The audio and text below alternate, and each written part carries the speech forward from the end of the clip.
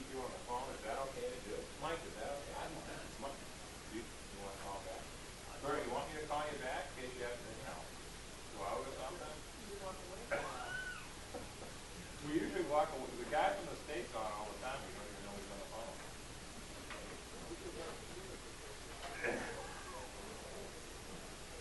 I forget his name, but Brian.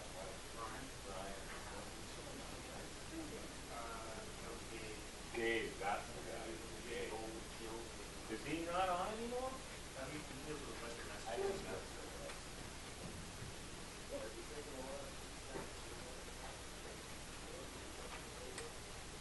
No. I mean,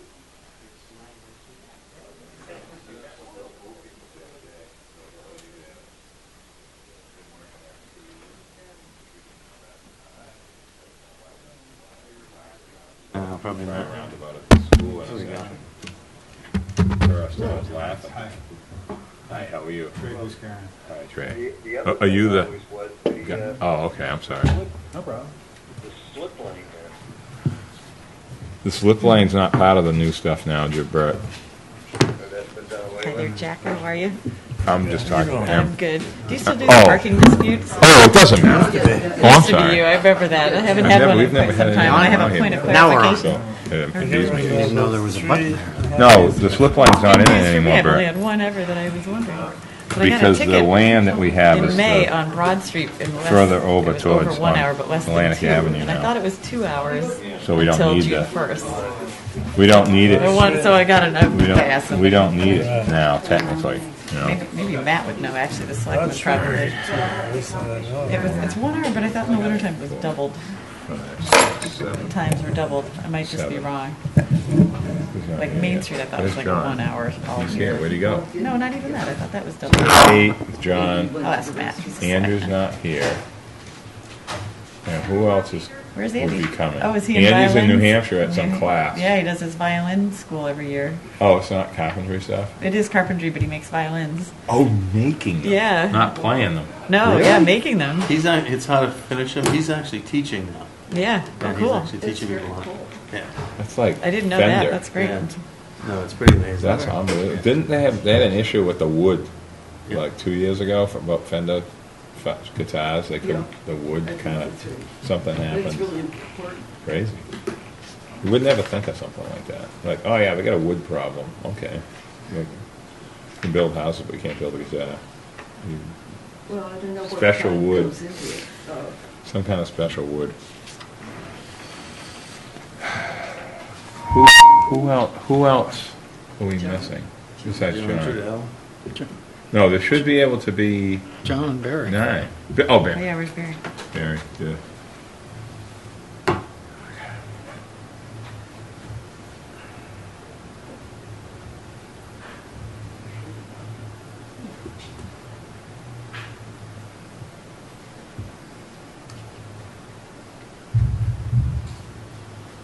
Hey, David. How are you? So we have Bert. 1, 2, 3, 4, 5, 6, 7, 8, Another chair door. 9, 10. Barry. Okay, so the 11th would be technically Andy. Perfect, I got it now. Okay. Like you said, another chair. All right, so we Because got there's at least 2 more coming, Bert. you know. We can do that, or they usually Oh, just sit okay. in the front. Yeah. Mike, they're definitely coming for 6 o'clock Thursday? The people? The VHB or whatever they're... Oh, yeah. Yeah. The school thing tomorrow at 6 o'clock. School committee. Right. What do you think? Is Rob coming to help, to kind of work with you a little bit? I didn't mention it to him. I think he was going to verify whether he could or not. He should come. Okay. Well, I mean, his wife works at the school. It's helpful to kind of, Yeah. which I didn't know until the other day. Yeah, Over there. I didn't know either. She's the principal Is she? But intermediate That was school. quick. in the new building. Just show up. I'm the principal. Who is that intermediate? Okay. What's her Actually, name? they were hiring. Wow. We had an author go to the school today, Malcolm Mitchell, the Patriots player, and they distributed like hundreds of free books with the elementary and intermediate Oh, schools, really? part of Book Fest. Awesome. Yeah, I he's haven't part heard of how a it went. women's, he's part of a women's book club. I was reading Yeah, about that. yeah, isn't that It's cool? pretty awesome, yeah. Great guy. He spoke at the NHA last night. It was excellent. Nice. Yeah. But I, He couldn't Haven't read in pursued college. He could not yeah, read. his first book when he was 19. He's Yeah, only he got 24 into- now. He got into college. He got got in for athletics and still wasn't able to read. He learned how to read in a women's book club, Wow, Yeah. good for him. which is a cool story. He had great things about it. Like, I don't like to do sprints either. They make me puke. But reading is the same. You have to work the muscle, and it was really inspiring. Where'd you go to college?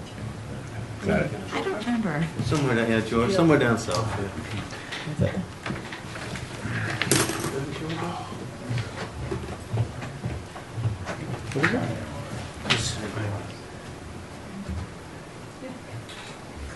Yes.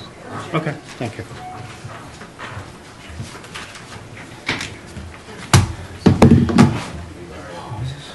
Anybody sitting here? Yeah. No, I don't think I so. can say it for you, John. Right, you are. Yeah, How's everything, Wendy? everything's good. Got the book festival done, so I'm home free. Yeah, that was exciting, huh? It was really great. It's the best turnout ever. It seemed Yes, like it definitely was. published and Yeah. People were happy. A couple times, the Great Hall, we exceeded capacity, so we had to turn people away, which is not a good thing, and not a good feeling. But It's true. Anyway. I was creates the there. demand for Yeah. next year. yeah, did you not make it into something? Or- They only took 5 people from the front of the line for John Boyne. For John Boyne, And- did you and make I- it to his second because we I added on? couldn't 'cause, Yeah, too bad. And I hope some people went, but I think the people who were there before just stayed or something. or- They did. Yeah, we always struggle with that. I sent a note to the director and suggested ways to do that. I'm gonna wait for Barry. Yeah. Sort of like the This text film message festival, is- you gotta rotate venues. Just the, Right, right afterwards. Yeah, That's a is good Barry idea. coming, do we know? Yeah, I've just texted him. I wanna make sure And I he's thought he coming. was good, though. Here it is. He's Okay. walking up He's the walking front in. right and- now. Hey, You beautiful. can get Okay. started. Okay.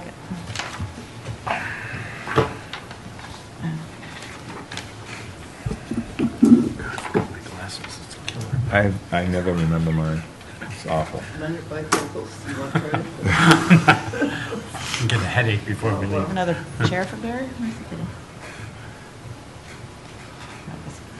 There he is.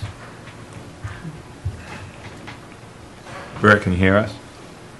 Let me turn this up a little bit. You're in my car.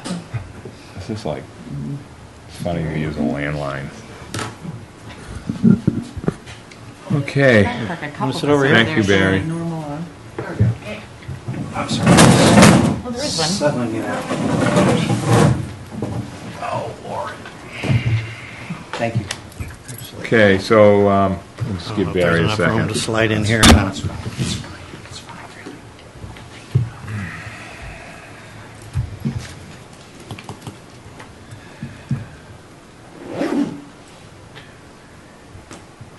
I'm gonna call the meeting to order, Barry. Is that okay? Oh. I just want you to be all right. Fine, thank you. It's not just a, No, just- plain old planning commission I thing, know, so I I'm just want to be. settling right in after. All right, so we'll call the meeting to order at 6:04. We have everyone present except Andrew Bennett, and Bert is on the phone from somewhere. Hi, Bert. Ohio. Ohio, okay. So I'll accept a motion to approve the agenda. So move. Is there a Second. second? All those in favor? Aye. Thank you, Bert. Unanimous. Zach, you give me 1 second, my computer's having an issue. Just Okay. wait 1 second. Yep.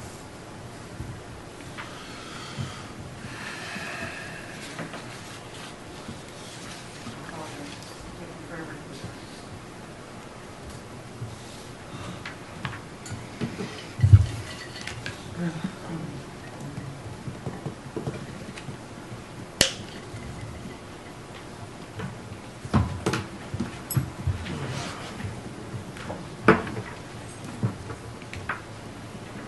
Okay, thank you. Okay, thanks. Okay, anyone have any issues with the minutes? Otherwise, I'll accept a motion to approve May 21st. Make the motion? Is there a second? Second. All those in favor? Aye. Unanimous. Public comment? Nobody here, so we'll move on to the acceptance of the county commissioner, member of MAFE, and the Housing Authority of Burt Johnson, who's on the phone, and Andrew Bennett, who isn't here tonight, but he's been renominated. So I'll accept a motion. Move to approve those three. Is there a second? I'll second. All those in favor? Aye. Excellent. Aye. Thank you, Bert. Thank you. Okay. Okay, so now we have the at-large member. We have one seat this year. We have 3 applicants. We have Leslie for renomination. We have Linda Williams, and we have David Callahan. We normally just go through each member. We don't usually do a paper ballot. Does anyone have anything they want to say? Any of the applicants want to say anything? I mean, I've read the letters, and we all know who each other is, and I don't think there's any, big introductions. But so I would just, if anyone has anything to say, any of the applicants, feel free. Otherwise, I guess we'll move to take each person's person that they'd like to serve for the next 3 years. Should I start Matt, or should I start with Barry, or? Mr. Chairman, just so Yes. you know, you're supposed to present the names of the candidates in Correct. alphabetical order. Alphabetical? Yes, sir. So David Callahan would be first, Okay. then Leslie, and Linda Williams. And then, basically, if a single candidate does not receive a majority vote, you do a second round of vote. Okay. Oh, Are you all clear on that? yep. May I ask a question? Yes, Jack. Have you checked with town council? Is Bert allowed to vote? Yes. He is? Oh, well, okay. I believe that he is, under the rules, he can't constitute a quorum. Right. But he, under the provisions to the open meeting law, he can. Yeah, this is like 3 years ago. Okay, because This I was was always allowed. told, I call in for my meetings in the wintertime on Park and Rec, and they told me, fine, you can participate, but you can't vote. The roll call vote is required. Oh, that's true. Because when we do it at the steamship, when this guy, Bob Moneyrick, does this a lot, and you have to do the roll call, and I've done it twice when bad weather. But I know you can vote and participate now, the new open meeting law. That's my understanding. We Okay. went through. I forgot about the roll call thing. The town has adopted rules on that. Okay. Remote participation rules. What's that? The remote participation rules. Yeah. That's right. What As you long as say? it's announced and very clear, and then it's clear on the audio and the video, he is participating remotely, Yep. and the roll call vote takes place very clearly. Okay. Okay. I mean, if there's a problem, we can certainly look at, but I'm pretty sure. I don't know if Eleanor can. Remote participation. Yeah, I'm pretty confident. I think you're right. I think you're right, yeah. You've been. So we have to just, I don't know if I've been in, but I think I read that. I know that the No, it's person true. can't constitute a quorum, and it can't be the chairman on the line, but they can participate and they can cast a vote. Is my understanding. yeah. I know you can do it. I just don't know. When you say roll call vote, that means you're going to go in order. Yeah, you have to say each person's name. Like when you say I, Mr. Fee, Yes, yes. Ms. Johnson, Ms. Wagner, you just kind of go through like that way instead of just all in favor of just voices. That's how we do it at the steamship when we do it. So, I mean, that's what Mike was right. I didn't think of that. It wasn't. Okay. All right, so so you want to do the alphabetical order. So you have Dave, and Leslie, and Linda. Okay. Didn't know about that. All right, so I guess we'll go through each person. Well, Mr. Chairman, I'd suggest you say all votes for David Callahan, raise your hand, we'll count the numbers, and then all votes for Leslie Johnson, raise your hands. Okay. Plus Belinda Boyce. Okay, you want to do it like that? But Bert. I want to see how you can see my hand going. No problem. We have ways. You think is that the way they do it? That's really, that's how I interpret your bylaws. Okay, but what about, okay, all right. I guess Bert can holler. I'll turn him up a little louder. All right, so how many votes do we have for Mr. Callahan? Aye. And we have John, okay. We have John, Warren, Dave. And how many votes for Leslie Johnson? I We have one. So we have Bert. Where's Bert? One. Fritz. We have Judith, Leslie, and Matt. Judith. But usually the at-large does not cast a vote for themselves. Oh, I'm not sure because I looked up and I looked at the minutes last year. Last year, Wendy, you were up for election. There were 9 people present, 9 people voted, including Wendy. 1, 2, I don't remember. Judith, 1. Again, I apologize. That was a clear mistake. I had trouble. So we have Fritz for Leslie, Bert for Leslie, Matt for Leslie, Judith for Leslie, and Leslie for Leslie for Leslie. Right. That's 1, 2, 3. And those for Linda? So we have 1, 2, 3, 4. Okay. So we have Linda. you have to call out the names right. Wendy, Jack, Barry, and me, and myself. So that's.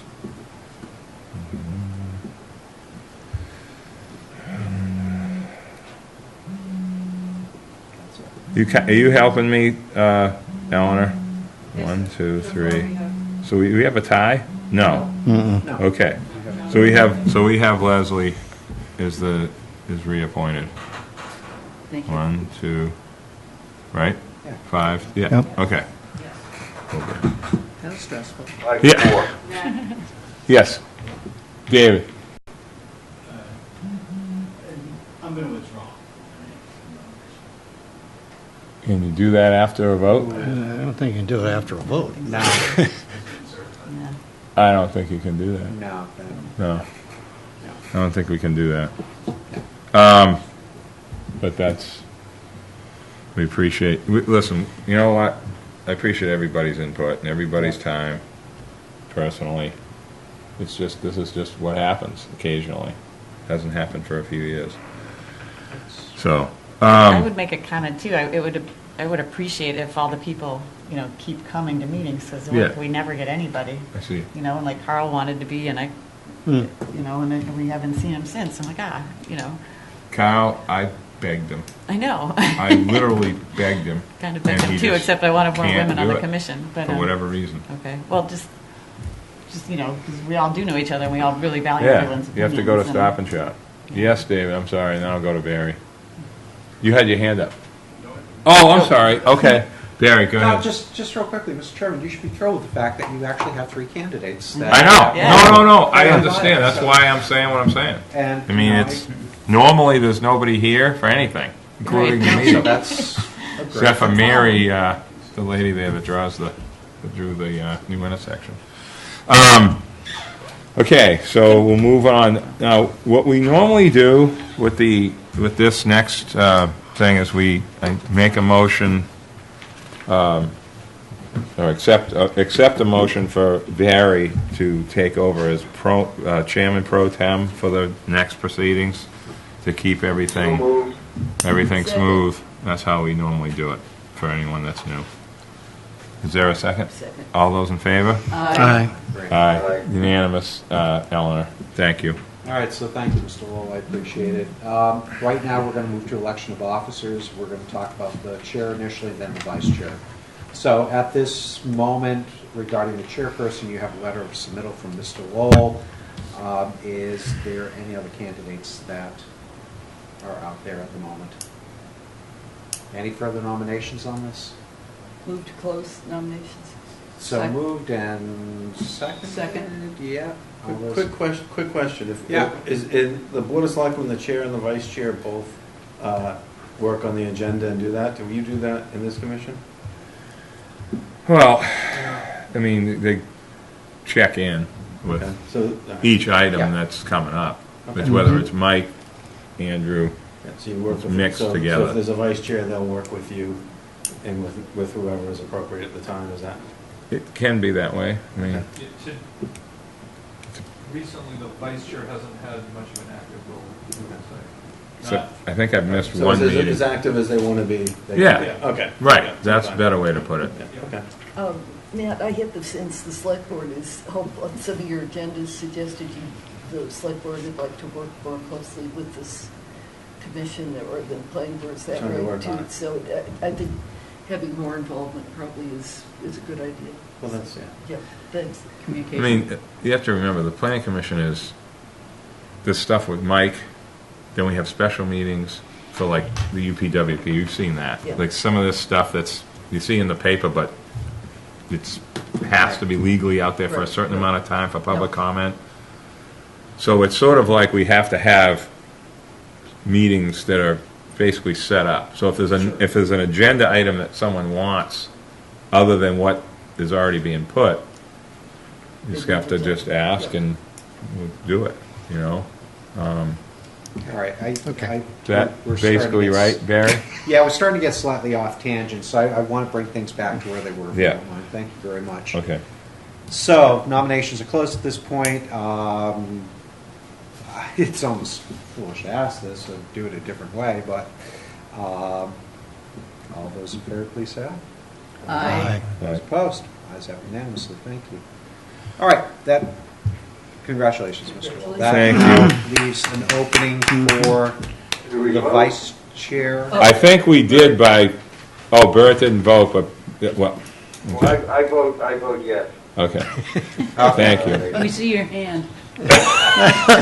Ohio. Yeah. So, all right, nominations now open for vice chair. Currently, that was Mr. Bennett. Are there any nominations for that? I'll nominate Fritz. All Second. right.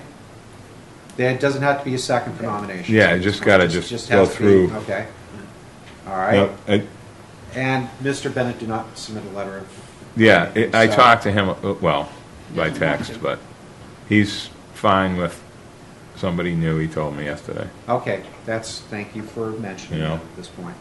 All right, so are there any other nominations at this point besides Fritz? I would accept a motion to close nominations then. So moved. Second? Second. Yeah. Okay. And I'm going to take that as a unanimous approval by this board otherwise. Yes, I vote yes. Oh, good, thank you. We're watching your hand, Bert, whether you know it or Careful, not. Bert, careful. All right, all those in favor, please say aye. Aye. Those opposed? Ayes have Aye. unanimously. Congratulations, Mr. McCall. Okay, Thank you. Yes, all right, so there you have it at this point. Nat, I'm going to turn the meeting back to okay. you. Thank you very Thank you, much. Barry, for that. I'm sorry for the Should I switch chairs? confusion there. Vice chair, please. You want to sit? It's just a good way to do it, that we feel we've done for years. Come over here. Oh. Okay, the committees that people are on, the contract review committee, I believe, is Bert, who is in Ohio, correct? Capital programs is me. MARPA is Barry, right? Yep. Okay. And Affordable Housing Trust Fund is John. Does anyone have any other interests? I mean, I'd like to say something. Yes. If I could. Yes. The Affordable Housing Trust, I've been very happy to serve, and I would be happy to continue. However, I'm seeing that there's a lot of not legal conflict, but I think I can do more good in the private sector, helping out the Affordable Housing Trust. So I've spoken to the members on the board, and they fully understand and appreciate what I've said. So if there is someone that does have an interest, I wouldn't be opposed to step down from that. If no one had an interest, I would continue. for another year? Yeah. Just to Yeah, but I throw that out there because if someone really did have an interest, I think it would benefit the board to have new person. Oh, Do- Barry, and then I. Barry, go ahead. No. I just wanted, when does it meet, John? Generally, the second Tuesday of the month, Okay. or third Tuesday of the month. So it's one time per month. Per month, okay. Yeah. Yep, no, And just- occasionally, as you know, with different boards, there's a special meeting or so. Right, no, it's worth bringing up to the audience. when Yeah. it meets. Right, no, I know. I understand what you're saying. Yeah. Because different people get confused of what thing it is. If John would just assume not, I'd be happy to serve. I'm interested in it. Great, then I would nominate Judith. That was quick. Well, it's good that you explained that. Yeah. No, Bert, did you hear what John said? The I couldn't hear it. Affordable Housing Trust Fund, he was willing to serve another year, but he feels that he can do a better job in the private sector because he understands both sides of it, between being a board member and what it takes to understand it from the private sector side. So Judith is asked to serve for the year. So that's where we are. Okay. That's where we are. So Okay, if anyone else would rather be on the contract review committee, hold on a second, we haven't got there yet. We can't hit Hang on. Barry, you had something to say? No, it's funny, here we go again, too. If anyone has a burning interest about going to the MARPA meeting, that has to happen. Certainly I'd be willing to entertain there. What is our? What is Mass Mass- Association of Planning? It's meetings away occasionally. Sometimes they're in New Jersey, sometimes they're in Boston. A lot of It's, times there's somewhere in the state, is what it boils down to. And Yes. there's an Wendy. annual meeting. You like going away. Planning. I'm having bad luck on that RPAC. Tiny. Barry, you willing to stay doing that, or I'm fine doing it. I just really tough to make But that I kind of just- commitment? I just wanted to open the door for a minute, that's all. Well, we can go back to the Affordable Housing Trust. We might as well because we've jumped around, but I mean, if that's Well, okay before to we do just- that? Say to Barry, I don't know if it's possible to have like a backup, like I know you've got work things sometimes, Oh. to have a alternate. I mean, that's not formally set up, but if it would help at all, I'd be happy to. Thanks. Well, staff goes to these things, as a normal thing. Very few members like jump on a plane or jump on the boat and take off to go to. Like you went to Louisiana the last time, didn't you? Well, Mr. Chairman, you're getting Am I? Well, Hold on, no, With something. way off. you're off topic. 8, that's American Planning. Oh, okay. Yeah. Again, that's open to any members who might want to. Yeah. Okay. MARPA is Mass Association of Regional Planning Agencies. Okay. The main thing, there tends to be a single meeting in a year that comes up in Worcester. Yep. It's typically where they're held. There's a lot in MARPA that doesn't have application here. Yep. Where, we're talking about statewide rail lines and other things that really aren't particularly on target, but it's important that we participate as one of the 13 regional agencies in the state. So. Yep. Okay. Sorry, I was wrong I'll about keep it that. in mind. Okay. I hear you sort of ambivalent. If you didn't want to do it, I'd volunteer if it's just one meeting. I mean, I'm fine with If you're happy doing. with it, you're our fearless planning board chair. Maybe you'd like to come with me when we do it. How's that? And you can find out firsthand. Well, just if there's any help I can give, I just. Yeah, no, I appreciate it. Okay. So, Barry, are you saying that you want to I'll hang in there for Yeah, another I mean, year? unless what you you're- have a burning desire, let me tell you. Okay. Like Andrew said, a lot of it's not pertinent to what we do here, but it's good to show up at the table. So Okay. we are.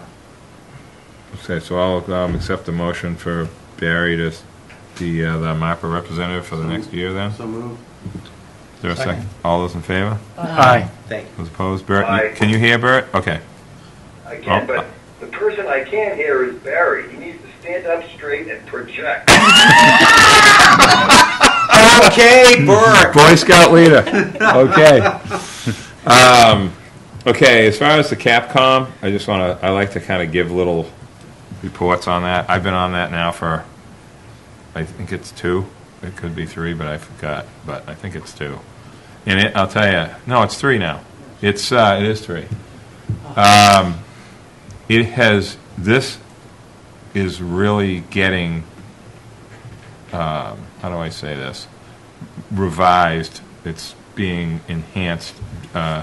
Steve Welch, when you see him at our meetings, he's done a lot of work to make this change. Is the department head process. We just had a joint meeting with FinCom the other day and the Select Board. We're going to have more of those meetings. It's going to be year-round. Capcom is going to be, I'm not saying it's once a month in the summer, but it never was year-round. It started in like late September, and you're slammed with so much to do. It's like FinCom in the fall instead of in the winter. And it's really getting improved a lot. So they moved the meeting to Thursdays at 11, which makes it really nice to make the meeting, every single meeting, because I couldn't make some because of steamship. And it helped everybody because everybody was having trouble getting to these meetings on Wednesday at 8 a.m. It's difficult because people have kids in school. Like 8 is like a little too early, and they really did a good job fixing that, so I'm kind of impressed with all the stuff that's been done. So I'd like to stay on it. I mean, if anyone else is interested in it or interested in more reports, we can certainly, Mike's very familiar with the process, Andrew's very familiar with it. It's all the different departments. The transportation part and the DPW part kind of cross over a little bit, depending upon what project and stuff. Mike, pretty accurate what I'm saying, Mike, right?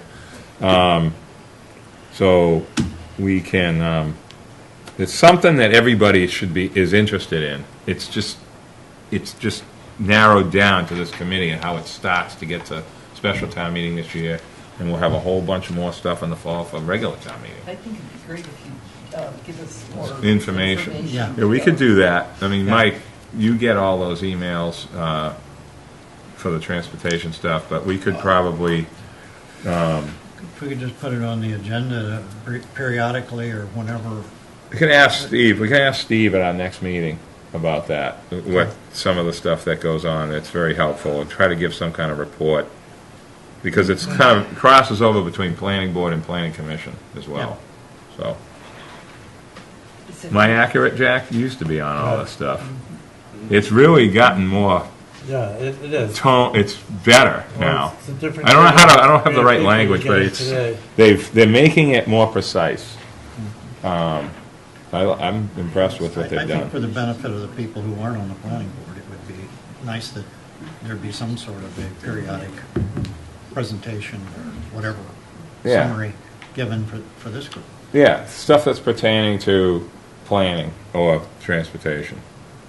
We typically do that. If we have a schedule of requests we anticipate putting forward, we'd like to get support from the Planning Commission before we're actually submitting those to capital program. And then you as representative would help justify it or give support or explain to the rest of the commission why we're putting in and why it's scheduled for a particular year and how the projects are scheduled in the out years.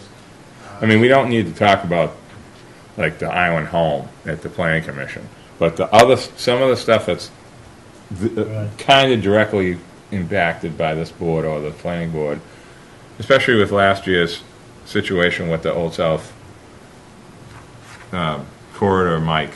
That's still being discussed. Well, also the so much infrastructure, like with the sewer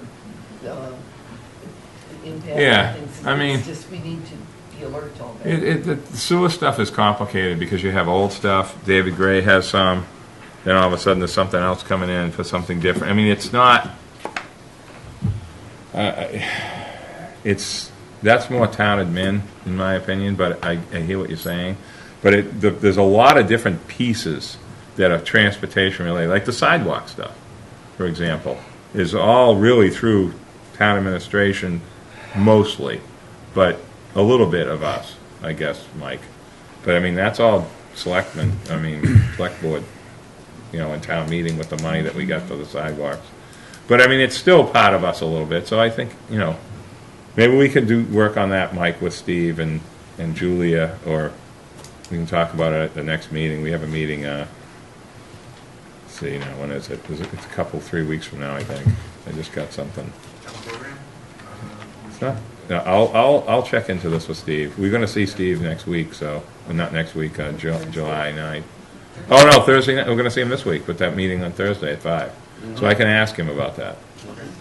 Okay.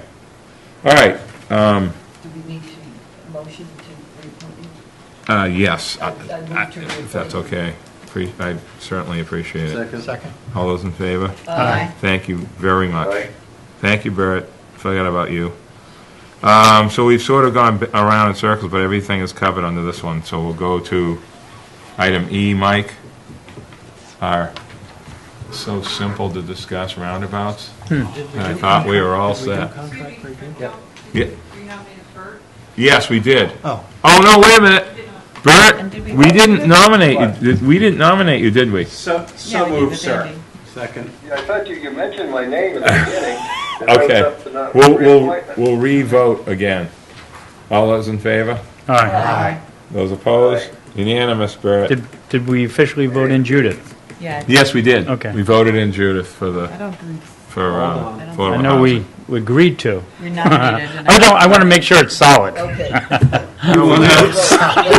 Just We don't want to do that again, but we did vote for Judith, Eleanor. Did not. No, I don't think You don't think so? You've been, I'm She was sorry. nominated and we didn't close it. Matt got me off track. Blaming Matt this So, time. motion to appoint Ms. Judith to the Second. Affordable Housing Trust Fund. Is there a second? Second. All those in favor? Aye. Aye. Excellent. Okay, great. Yeah. Okay, Mike, you're up. I'm sorry for, Could I ask a question before we start Yes. the detail? I've really, I've been picking up some questions from the public, and I want to be sure I really understand. What does it take for any of this stuff to happen, any of the roundabouts? Do we have a definitive vote? Oh. Is it going to go to town meeting? Is it the Yeah. select board? Does Mike decide? I mean, I'd really like to be sure I know the ins and outs of that, because I've been getting questions. Is that maybe you don't? well, the know, selectmen, but I mean, without me Give it a going shot. ahead of Matt, there was a motion made by Jim Kelly to separate out the Article 14. What article was it? To break it out. Break Instead of two. 14 million, he wants to break it Yeah. into 2 or 3. Anyway, I think we may end up, South Road into the I think we may end up with 3. I mentioned that at the last CAP meeting because of the pulpus out to the Nobody Farm was sort of only separated from all the rest. I think we need 3 sections personally because of, especially right now with the ones that weren't part of the corridor. 2 out of the 3 that we're working on right now weren't part of it at all. The one at the high school and the one at Bartlett were not on that list. That was the article at town meeting that was defeated at the ballot box. Right, but I just want to understand how the ultimate decision is made about which design gets put forward, whether there's additional hearing opportunities for members of the public, because I also was going to suggest that there be a frequently asked questions document developed that could be on the website and handed out at meetings like this, because it's a pretty opaque process. Transportation, I think often is people have opinions, but they don't. That came up at the annual meeting about, do I really have the detail? Are there going to be medians? Why are there medians? Why not? When do I get to say I don't like that? So I just feel the need to have some clarity about the checkpoints on this process list. And I mean, forgive me if I'm basically, going over the answer to that is who's paying. It has to go on a ballot, on the warrant, town meeting, and which ones are on the tip, and where the funding is coming from for the engineering and stuff like that. That part I get. What I don't get is, does the streets committee get to weigh in on this? Do we have a vote that it's our recommendation that this is how it's going to be? Oh, we To recommend to the select board. we have an advisory role in that. What is the step-by-step decision-making tree on that? Look, Let me answer that question. I can take a stab at it, and quite honestly, each project is a little bit different, but generally speaking, for these 3 intersections, you see the timeline of previous work that was done in the past. There have been alternatives analysis completed. Most of these took place about the same time, 2006, 2008, 2010, right in that time frame, where they looked at each alternative, where we hired services to look at the data for volume, the data for crash, et cetera, and then do an alternative, the impacts of what each traffic control configuration, what the attributes were, level of service, the safety attributes and such. The recommendations out of those reports are shared with this commission, shared with Traffic Safety Commission. If the Bike and Pedestrian Advisory Committee is getting a little bit more involved with a review of these studies, ultimately it goes to the Board of Selectmen. And can you tell me that usually they like to be informed by some of the other committees that they appoint members to. If a traffic safety is supportive of a particular concept or not. Are there any type of other roads and right-of-way committee is another one. Are they supportive or not? Commission on Disability, et cetera, et cetera, et cetera. The selectmen make an informed decision based on that input of which alternative they'd like to advance. Where we're at with these 3 intersections is the alternatives analysis recommended a roundabout for each one of these intersections. When we put in a capital request to Capital Program Committee, which then makes a recommendation to Finance Committee, which then makes a recommendation to Board of Selectmen, and then it goes to town meeting. Each one of those steps, a roundabout was used at each one of those committee meetings.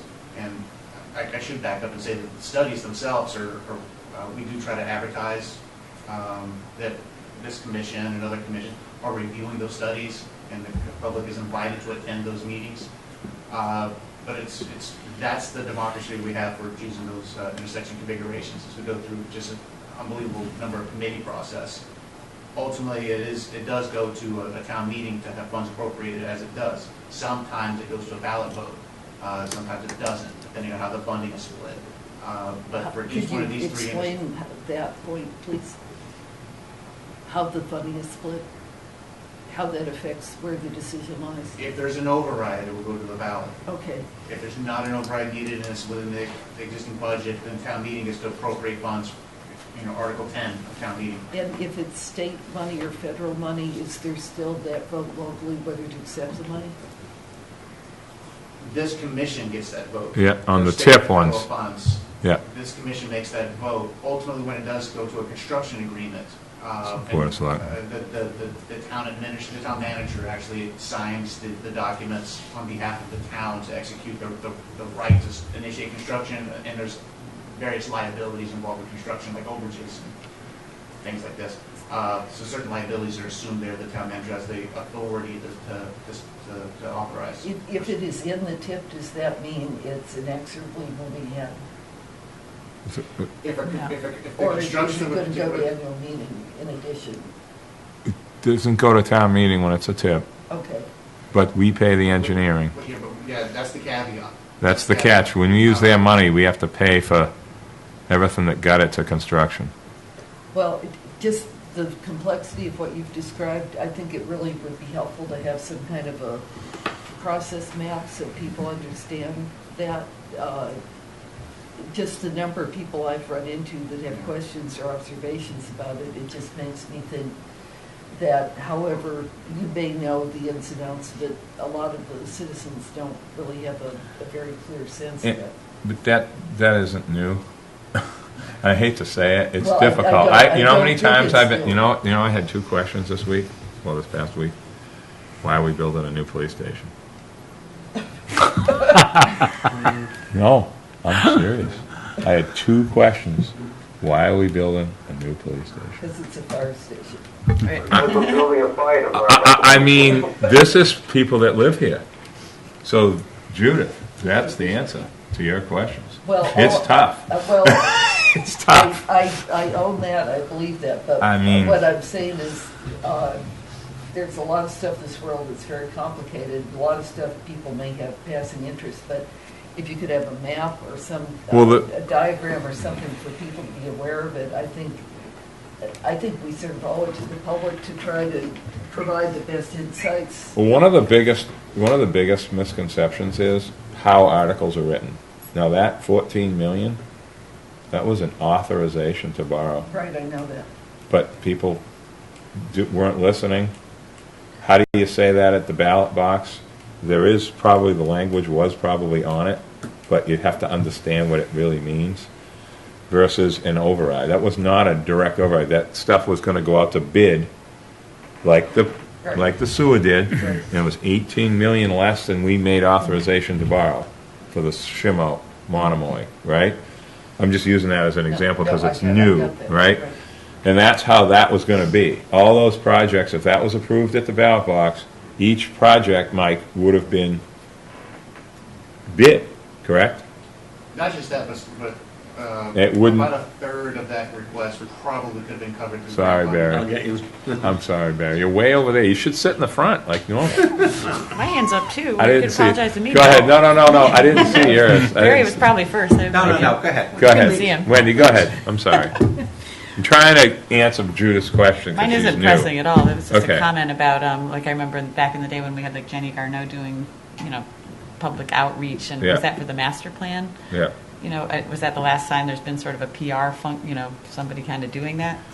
I thought it was good. Jason. It was really good, He's and, got his and Judith's podcast. point is very valid. And at a time when there's all this kind of like public Misconception. planning tension, Yeah. I would say, the 40B is a perfect example. It's like people really need to understand that, and having somebody that's outside, like Jenny was, doing a good job of making it friendly and accessible was valid. How did that get funded? Was that part of There was some appropriation fund from the town. from the town? So that would be a town meeting. That was like a earmark. Yeah. So, I mean, maybe that's something to float with the selectmen. Oh, sorry.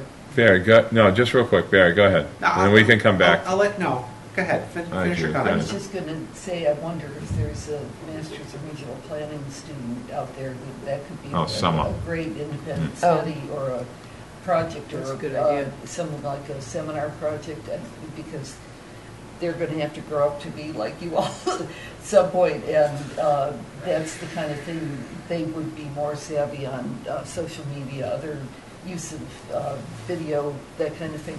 I just think that if we don't want to keep going up to town meeting Yeah. and having the confusion, we have to own that. It's like, I've been a teacher, and if the students don't understand that may be them, but I have to start with assuming that there's something I should be trying to figure out about that. So I had one last, to reiterate what you had in the minutes of, reaching out to the school and whether the high school had a class or something like that. And I'm sorry, Barry, I'm talking again. But like my son's on Veritas, he's going to be co-editor, and we've reached out to NACS. They're like, what town issues could we talk about? And I like the idea of expanding that, not just Right. Veritas, but maybe a public outreach project, and they get credit. And Ann Fanoff is going to be teaching a full-on journalism course this year. It might be a good idea, free, no funding. I have a question for Mike that might help us. But Barry, you go ahead. So- I'll bring it up after. A few things to go back. It's funny because I've done that as well too, and I find that you do get some students who don't crack the book until you start asking the questions. They've already had the assignment, Yeah. and I hate to say it in town government. I see a lot of that as well too. People wait until the last minute of town meeting or within 24 hours of town meeting to gather their conclusions, no matter how much information you put before them at this point. Jason Bridges did, I thought, which was a really good job Podcast. to try to do that outreach. Yeah. But I think I would say to you, I'm not disagreeing with you. The more we can do, the better. But if you're hearing certain areas that we can focus in on, because you seem to have a little bit of a pulse of it, it would be good to know where do we really need to target home at, as opposed to doing like a broad-based thing like with what Jason did. Right. Is there just a few tripping points that you're becoming aware of through people that we should really just focus back down in on? And that would help, basically carry the momentum forward. Andrew, So who's I'd want to turn that out to you that, do you know of anything or anything you're hearing? Well, I raised it broadly. I'll raise it specifically as we hit individual projects. But my just general observation would be it feels to me like the town communicates on its own terms and not from the viewpoint of the people listening. And that is, I don't mean that as a damning anybody at all. It's just that particularly for highly technical stuff, such as certain planning things, but I think transportation especially here, that was true in North Carolina when I was in local government there too. So it's not a rap on anybody here so much as it's an opportunity to get more buy-in before we're up to annual meeting or special town meeting. And I'm going to keep raising it conceptually because I think we need to, maybe we should talk to the journalism teacher and get her advice, or Can't hurt. it's just something I think we really need to be thinking about. Okay. So, man. Go ahead, Barry. So I'm just going to turn the question back. Doing a broad-based thing, I got it. But I think this is inherent upon all of us that are here, is that as we start listening to people, sometimes you just need to work with one person. But if you're hearing overtones that are starting to occur, okay, that's where I think it's important to be feeding back to Mike and Sure. and Andrew and Leslie about, all right, I'm seeing this. Well, we need to target that area hard, because right. I will admit you're right. The town at times has done a really bad job about getting information out. Okay, hindsight's 20/20, but we try to learn our lessons. So I'm just trying to take the opportunity to see if, just like we're programming our students, what target areas do we need to hit that will help kind of put some of this to rest. Specifically, it's the, right now, the question about the intersection at Sparks and Surfside, and we're going to talk more about that now, but I just think that my sense from talking, it's not like crowds of people, but just individuals here and there standing in line for the book festival, whatever, and having people talk about concerns about things we talked about at our last meeting here, but I don't know what's going back to them about, say, kids crossing the street there by the schools. I know we'll get into that more now, but it just seems to me as though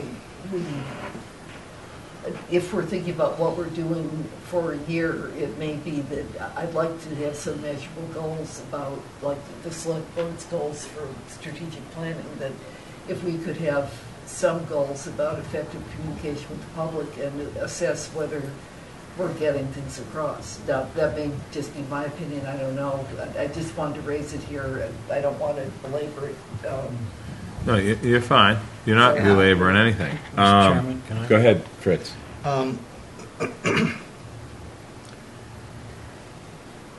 The last few town meetings, you've seen, I won't mention specific things, but generally some things come up. They've been talked about a lot. People focus on them a lot. If they don't understand or they have any questions about it, they have a tendency to vote no, and everybody's surprised. Or some people are surprised. I think this is one of those examples. If you want people's support, you have to communicate, communicate, communicate, and communicate. And I understand that it may very well be, it probably is true, that people have a tendency to wait till the last minute to really focus on it.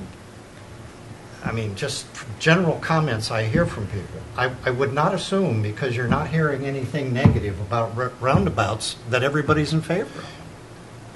And so if this is, and it's difficult, especially and I think Judith brought up a very valid point.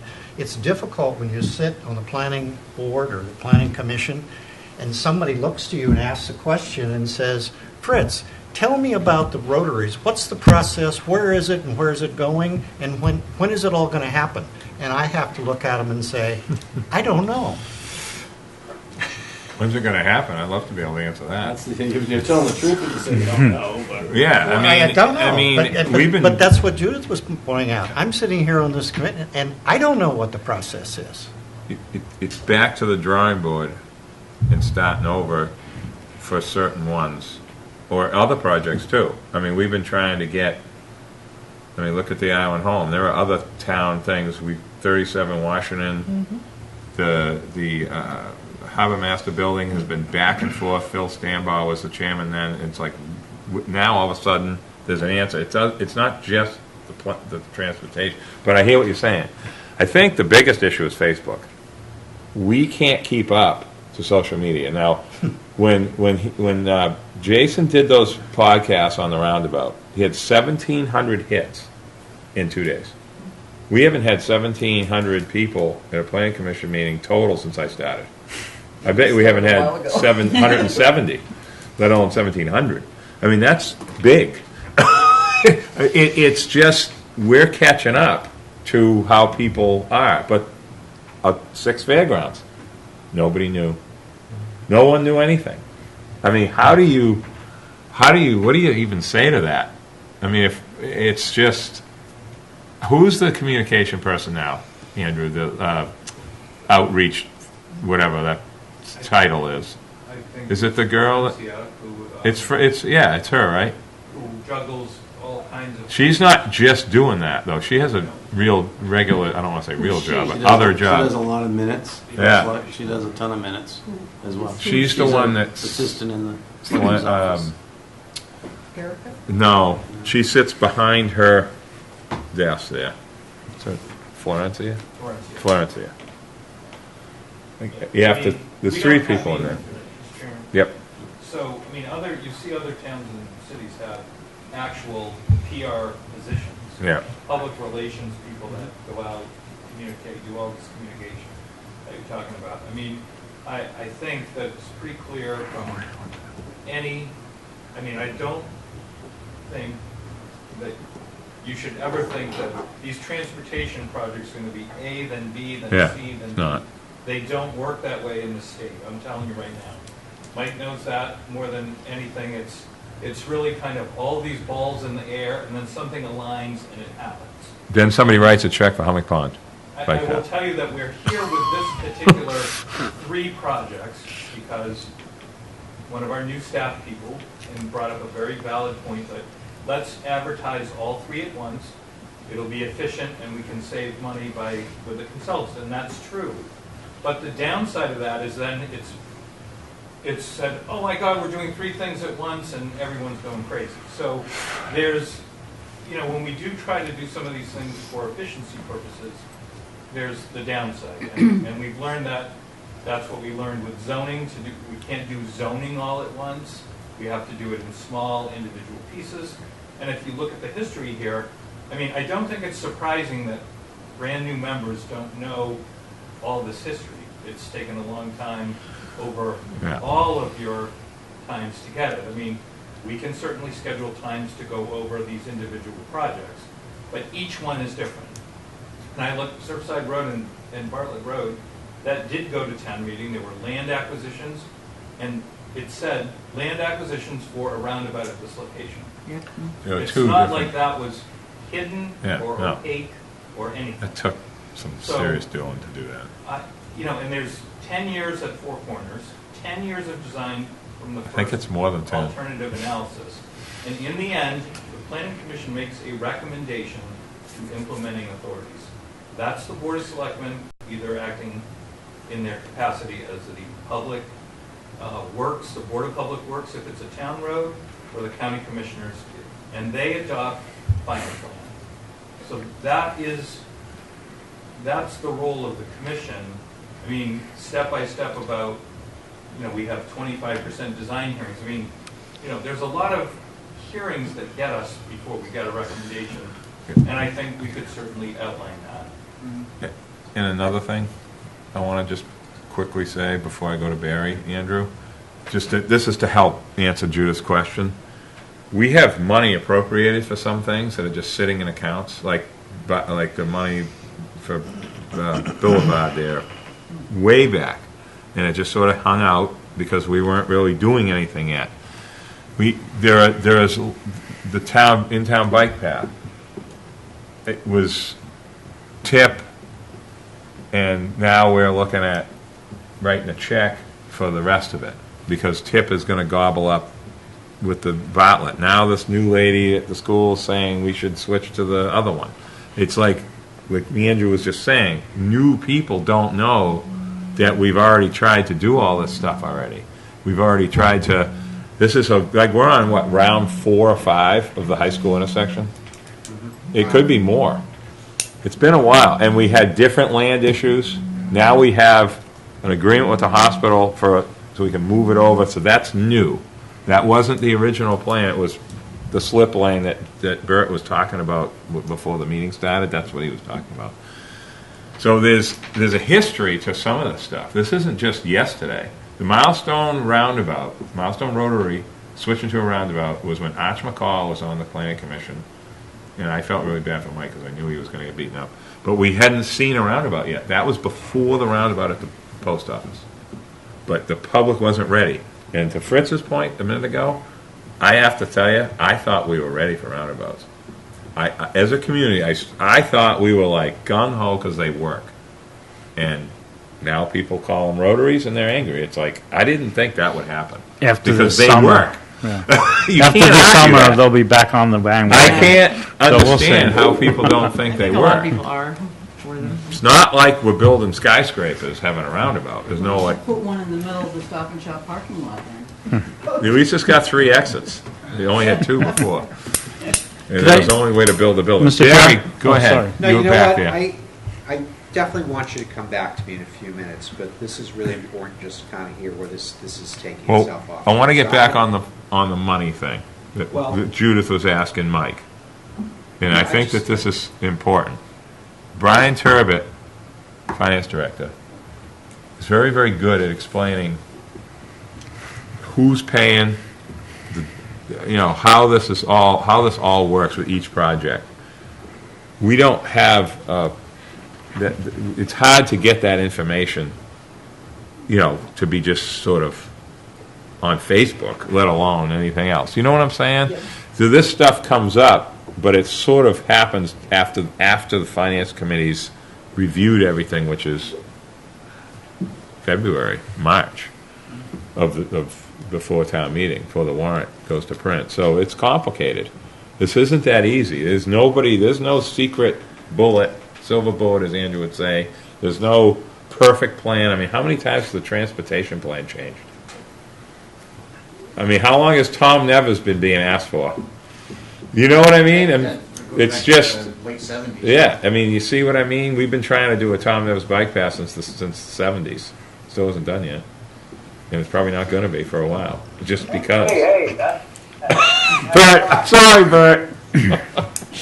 But it's hard to answer that, to go back to your original question. It's not an easy question to answer. We have to just almost every year, and it's what we're focusing on. Yeah, I don't think it's just a money issue. I think people are looking. I think they're looking at it from a couple other angles. One, I think the question that I've brought up multiple times here is, if we speed everybody up through the roundabouts in different areas, where's the next blockage? And I think that was one of the questions that people asked me prior to the meeting. And I think if we answer that, we have a good chance. I agree with John that this fall there'll be a better chance of it. But I think people are also looking, saying, how can we add so many hundred cars a year and think that we're going to improve this situation? And so that's why I talk about alternatives and getting people out of their cars for the warm months of the summer and other things that I think we need to focus on. Because if we continue focusing on traditional, quote-unquote, solutions, when we have a good amount of our roads that can't be changed at all, I don't think we're going to get anywhere. And that's part of what the voters are voting against. They don't want to continue to see us turn into hyenas. And so, Nat, I don't think it's just what roundabouts work, this is great. I think people are looking, saying, I don't want 132 on Old South Road. Go ahead. But the result of not addressing any of these intersections is a backup situation and lines, and isn't that Hyannis or is that Chelsea? I mean, I don't understand totally that leaving these intersections unaddressed and the level of backup and idling cars and everything else. I don't think, we've talked to the consultants, it's not speeding them up, it's it's accommodating cars, but it's a huge safety issue for the pedestrian and the bicyclists that are true. No, and I agree with a lot with what you're saying. I'm telling the perception is that. I also think that there's a concern that, okay, we're not gonna speed them, make them go faster, we're gonna make them go more smoothly. So they're gonna drive through more smoothly to the next place, and then they're gonna back up, and what's that gonna be? And so I think those are sort of the big picture issues that people are addressing to me. They're saying, why are we trying to go quicker down one road to just back up onto Five Corners or back up into town? Where are we driving to? And where are these 300 to 500 cars a year gonna go? Could I also comment on that, Yes. Mr. Yeah. Two I'm gonna things. get Barry after you. I know, he wanted to be last for the anchor, so I'm going to jump in front of him.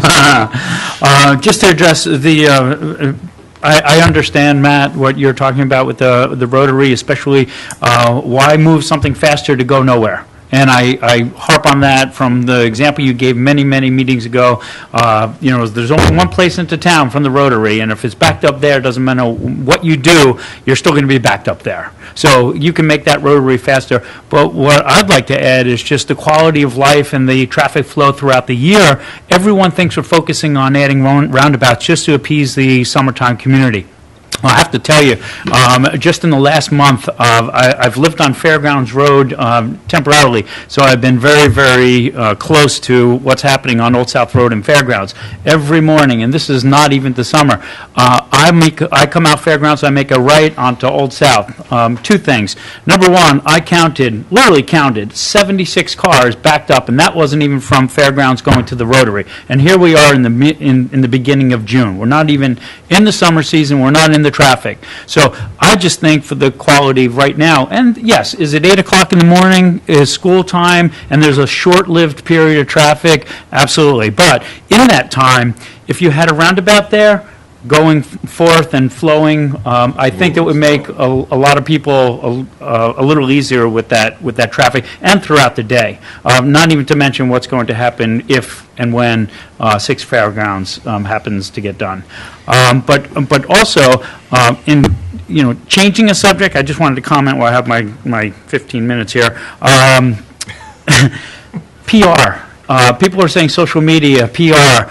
I think when you look at a project like the $14 million that we were looking for the infrastructure from the roundabouts to Milestone to Old South Road, we don't take seriously this social media, on the island at least right now, how important it is, and we've been saying it repeatedly. Communication. A PR, maybe it's about time we had a legitimate PR position where all they did was focus on social media. Because if you're getting 1,700 hits on 2 days, just imagine what $14 million, if the people really understood, and maybe they did, what it was used for. You're looking at, literally, do the math, 0.5% of that $14 million, 0.5% used for a full-time salary, 365 days a year, at $70,000. Now, if we look at free money or interest-free money or money that's allotted not from the tax base, something like that position, not just for this or that one particular instance, but for roundabouts, how we're separating police stations, fire stations, hospitals. We have so many expenditures right now, and social media with a full-time position, I guarantee that we'd be tuning into that like a regular blog. So just a thought, it's not going to change anything right now. We're not going to hire for, look to advertise for somebody's position tomorrow, but I just hear this, constantly, and it may be the time. It isn't just planning. It's town as a whole. I understand. Barry, go ahead. Sorry. I got you. No, I need to throttle back for 3 seconds because I still need to listen here for just a few minutes. But like I said, I do want to.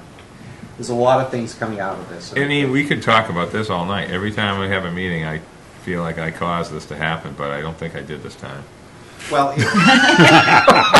now. Did I? 50%. That if you're coming close to a sense of closure on this, that I'm not feeling closure. I have a couple of points we made at the joint CAP meeting. This stuff came up with FinCom and the select board members that were there, and I felt the need, because it just happened where I could say this. I said, we have a way to vote as a town to do nothing and then not complain? In other words, if we vote, we're not fixing anything. Like, everybody needs to know that it's going to be, like, you can't complain if we don't do anything. Because this is what's wrong. We're faced with planning's not fixing anything. How many times has there been an editorial in the paper, planning's not planning? A dozen? At least in the last, 5 years. We plan, and then we say, this is stupid, not we, but the other voting bloc says no. Well, what's the answer? If roundabouts aren't the answer at intersections, certainly not traffic lights. So the only other answer is nothing. Just status quo, right? Except for Fritzy's no left turn at the high school, which I still think makes sense, by the way, if we could get everyone to turn right with a truck to go to Vespa. But anyway, it never could happen, but it's not a bad idea. Mr. Chairman? Yes, go ahead. Can I make it? Yes, Bert, go ahead. Can you put this item on for an agenda item for next month's meeting? I mean, we're going to have we're going to have the next roundabout meeting is Thursday at 6 this week. Is that the last time the consultants are coming, Mike? What is he suggesting? He's asking for this to go on for next month's meeting or whenever the next meeting is. That's not what I'm suggesting. What I'm suggesting is Oh. put on the agenda an item where we talk about how we can use social media. Oh, communication, sorry. Stuff to educate and communicate what we're doing and what we're not doing. Okay. Andrew, I'm sorry I missed that. Just Go ahead. comment. Chris, go ahead. I have a comment, but I have a question first. Thursday at 6 is the planning board meeting? Planning board's at 5. Yeah. This is just a little, we're going to be late for that meeting, but the consultants so were it's not already the same coming. meeting, it's a No, different meeting. it's at the Okay. LGI. Okay. Right, Mike? Correct, LGI, 6 o'clock. Just bring some coffee and donuts so we can get there. 2-hour program. Be late. Very, Do you think we'll be done by No, I don't know. No, I think that, anyway. So back to my comment, and this will be the last one. I think this is a good discussion, and I'm glad you started with the question that kind of led to the open discussion. I think we're going to have more of these types of discussions, because we're going to bring them up. And I think that's part of the process. We had an election. There was some change on the planning board. I think that was with the support of a lot of people in the community. And we hear a lot of that. We heard it before. We still hear it. And it's about planning and what planning means. To get back, and I'll just give you an example. To speak to what Matt says, I think ultimately the question, we can talk about traffic, we can talk about too many cars, we can talk about traffic. But in the end, the question is, where are we going on this island with how many cars? Because it's like people. There are only so many cars you can put on the island. Now, I'm not sitting here saying we ought to be coming in the next 3 months with some kind of a plan to reduce cars. I'm just saying, ultimately, that's a question planning has to be looking at, and it may not be this year, next year. It's the question of 10 years from now. How many cars are we going to have on this island, and what are the highways going to look like? I think that type of forward thinking is what a lot of people in the community are saying. That's what you ought to be doing, rather than just planning for what's next week and next year. And that's all I'm going to say, because I think we'll have more opportunity. I'll be ousted from the steamship because we can't get anyone on the boat that doesn't want anyone else to bring their car. That's the problem. You should have seen what happened in the last week. Yeah. Well, we're talking about the Hyannis agreement now. What? This is because the boats, you can't get everybody here. I just found out that rental agencies, I didn't know this. This is like, I can't believe I didn't know this. That they can bring their cars here in May, easy. Plenty of room. They don't do it because they have to pay for all those vehicles that they don't need till, high school gets out. School gets out. So all of a sudden, here comes all these car haulers down to Hyannis. Yeah, they booked the boats. Well, no, they're not booked. It's just flooding the land. It isn't the boat being booked full. there's real estate. Where do you put them all? So you got to get them all over here because they have no place to park them. They can't move them all. So they take up all the. The trucks can go to the off-site lot. Yeah. There's a way to deal with the trucks, but the cars, you can't just put 200 cars at the airport for the steamship. Who's driving 200 cars back and forth? I mean, that's insanity. It can't happen. So they have to accommodate these vehicles at the boat. It presents a huge problem, but they all come when everyone else is coming. I mean, how do you fix that? What do you call a rental agency? Say, get your people to give you free rent, free leases? Tell them to come in May. Okay, you can't just snap a finger and change things like that. I'm just making a point that I hear people say, I hear what you guys are hearing, but there's a big business side of like, I want my product. Why am I waiting? Why don't we have more boats? Jack, I remember Jack the first time he said to me 15 years ago, we need a boat, we need them food trucks here early. You know, it took me 15 years to do it, but they're here early now. And it was some hard to get that to happen. And we're looking at a new way to have 4 freight boats a day now instead of 3. Instead of putting It's the food hard. on, they were putting the rocks on. That was one of them. They Made filled it, the boat with but rocks. we've created a new problem, but I can't talk about now. But it's a good problem, but it's a new problem. But everybody wants their car on the boat. And that car that we don't like is paying for just like our taxes, it's paying for the whole boat to run for the kids' school program, everything. So when you start talking about limiting, I'm not a financial analyst, but I know how it gets paid for. Why don't we have zip cars here? It's complicated. Yes. Yeah. Wendy, yes. The closest ones, I mean, I'm a zip car person for Boston. There's none in like Hyannis. There's none at either boat. People There's none bring on their Nantucket. car to rent a house. I mean, John understands how it works. There's a lot of cars that are in garages We now. totally need that. Yeah. There's going to be Airbnbs for cars, or there already is, but it's still that's a going car. to be picking up. Yeah, it's And by the more cars that are here in garages, the less summer cars on the boat paying 150% of cost of service. So that locals vehicle going is back not and paying forth. anything. So it's another weird anomaly. It's hard to explain. Mike sees the numbers. Could we put Wendy's? But we got to get back on Mike's agenda item. Continue discussion, 3 roundabout.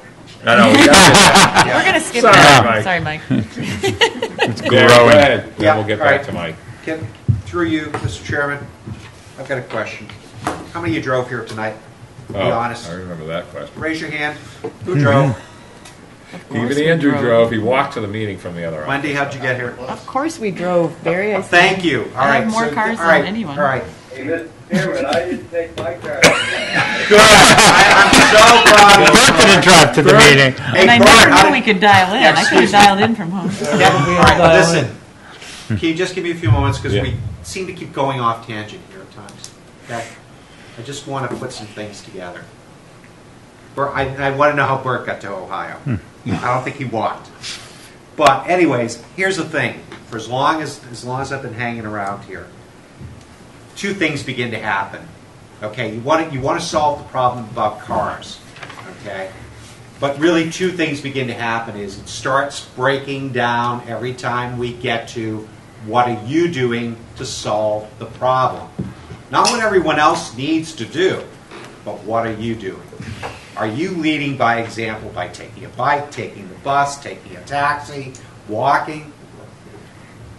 Those things don't happen, and believe me, we've gone through this before, and it's the same thing. It breaks down the moment you ask people to change their behavior. Sadly, everyone else has to change their behavior, but the people who are doing the loudest squawking don't want to change theirs. Problem. Second thing that begins to happen is, Matt keeps saying, well, if we put intersections in and roundabouts, things will go faster, and they're faster to nowhere. To me, that's kind of a self-fulfilling prophecy. Matt, what's the alternative? What is the alternative that will really work? I mean, you've got public transportation in place, right? Well, one would be putting our efforts in, like we're talking about at the select board level, Which is? putting our efforts into alternatives in the summer. Biking, walking. I went down Orange Street the other day. Yep. At the beginning of Orange Street going up on the weekend, there was a family with a stroller in the street because there's nowhere else to go. The They couldn't go down the sidewalk. Then over and down by Cumbies, the same thing. And I looked along the left side of the sidewalk, and there used to be one phone pole. Now there's two phone poles. It's blocked every 20 feet. There's two phone poles now on the sidewalk. You can't even use that sidewalk. So there's issues like that that if we made it easier and safer for people to bike and walk, they would do it. And we've been building this island for the cars. I think what the suggestion that we had in, and this isn't a discussion about limitation of vehicles, but the suggestion that we had back then was 25,000 was the number, and it was going to be gridlock, and it was going to look back all the way up to the airport, and it was going to be terrible on this side of the island. And what we heard 20 years ago, that'll never happen, that won't happen, we can fix it. We're at 25,000 cars, and exactly what the consultant said was going to happen is happening. And so then you say, okay, when I asked him back then, he wouldn't put this, he sort of put it in writing, but he didn't want to. I said, okay, what if we do nothing? What'll happen? He goes, eventually you'll close a street downtown, you'll close 2 streets, eventually you'll close the whole town, and then that'll make the outside so busy, you'll have to pick one road in and one road out just for buses and taxis. That's where you're heading. If you use traditional methods, that's what's happened everywhere else. And I said, well, that isn't a good idea. Well, maybe we can find a better way. Now, we voted it twice. It didn't really go very far, but we voted it, and people understood it then. And I think what I feel is happening now, Barry, because you asked me directly, is I think the people that didn't believe it then are now living it and are saying, well, what are we going to do? Some of the things that people are talking about, limitations of things that philosophically some people don't want to discuss, people that never thought it back then are saying, maybe there was a point to that. And I think that's what we're seeing in the community right now. But I respectfully disagree with you that there were also opportunities under which we could have started providing solutions at a much earlier phase. We talked about Milestone Rotary, making improvements to that, shot down. We talked about making improvements up by the high school, shot down. Okay? It seems as though this is where I'm saying it almost becomes a self-fulfilling prophecy at times. Old South Road, perfect example, shot down again. The question becomes, what are the alternate strategies that you're going to put in place? Saying limiting cars is one thing, but who gets limited, how does it get limited, becomes a whole different thing. And if you really think you're going to pry the drivers out of their cars, good luck. Well, can I... Go ahead. I really just would appreciate the few minutes, okay? Go ahead. So, biking, great thing, but the first thing becomes, all right, what are you going to do to encourage people in bikes? Are the selectmen willing to put a program in place where bikes could be free? Get it, and maybe that would change. I'm all for changing things. We've talked about that at BPAC. We've talked about those issues. But if you're worried about what the future has in store, this is the time to start implementing those things now to make it happen. Right. The Coca-Cola program I have in Europe. Yeah, that's just one thing to think about. I worry about that sometimes, though, because I think people are very quick to complain about stuff, but when it comes time to implementing the practical solutions that may start to change things, have a tough time getting there. I do want to say to you too that these conversations are complex. We're talking about the learning about these three projects that are out there. One thing I've always found that's really helpful to me: talk to staff. If you don't get where this is going, what the breakdown is, believe me, if I'm not seeing Andrew every week or two to start to discuss things. In terms of what's going on, what's happening, where is it going. So I'd really ask you to avail yourselves of that. That's such a great thing to be able to do. Both Andrew, Mike, and Leslie are very open. A lot of the questions I think you're bringing up could probably be fielded through them. Because we're the representative. Gary, I asked Mike to meet with me last week, and he was too busy to do that, so I asked him here. Okay, but that was last week. Did he give you a reasonable time frame? He was writing reports last week and this week. So all right, I don't. All right, listen. I don't want to get into personalities. Thank you. But, and I would probably say if it's boiling down to that, it's boiling down to that. That's why there is a director of planning. And you should bring that to his attention. I don't want to go any further. I have, Barry.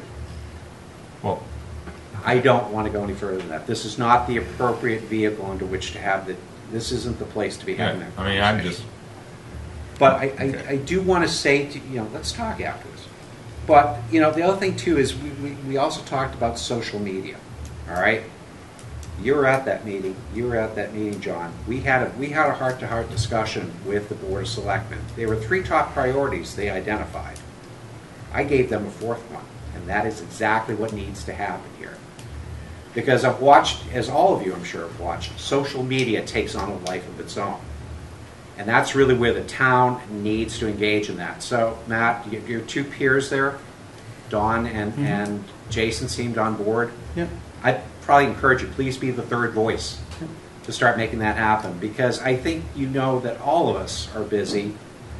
Trying to engage in social media can be like 50 on 1. It's a full-time job. And it can sometimes turn very ugly and turn into a gang session that just has. But moving it to a town level, Morse code.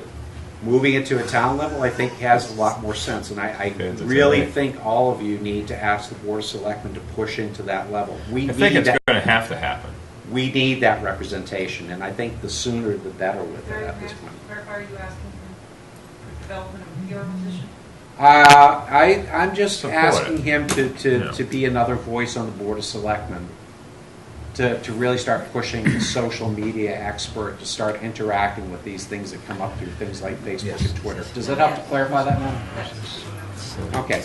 So I just think there's a lot of different issues going on there, and maybe these answers aren't quite as easy as they always seem sometimes. But thank you for listening. Mike, really appreciate it. Before we get to the 3 roundabouts, I want to just say one question that might help answer some of these questions. How many miles of bike path have we added? I know it's not an accurate number. No. 20%. Since 2005. I'm just throwing a date. I mean, not going back to the willow tree, Matt, or any of that stuff. In the last, 12 years, I mean, it's what, like 60 miles? 50, 60? A bike path? Yeah. I mean, how many miles of bike path? We've only got 34 miles. No, it's a tenth of that. Is it? About 5 or 6 miles, but It that's. seems like we've added way more than that. Since 2000. Was about almost 3 miles. Cliff? Cliff Road was about a half Comic? mile. I mean, 2005, we did a lot. Cisco a lot of alone. bike Yeah, paths. it's a lot. Yeah. I mean, it's a lot. Up in my head, I want to say it's 6 or 7 miles of bike path. That's it? No. More than that. More than that. Cisco had never had a bike path. Yeah, that's like, Cisco is 5 miles. You just The Cisco alone. project itself is not 5 miles. Oh, The project okay. itself, Might be 4.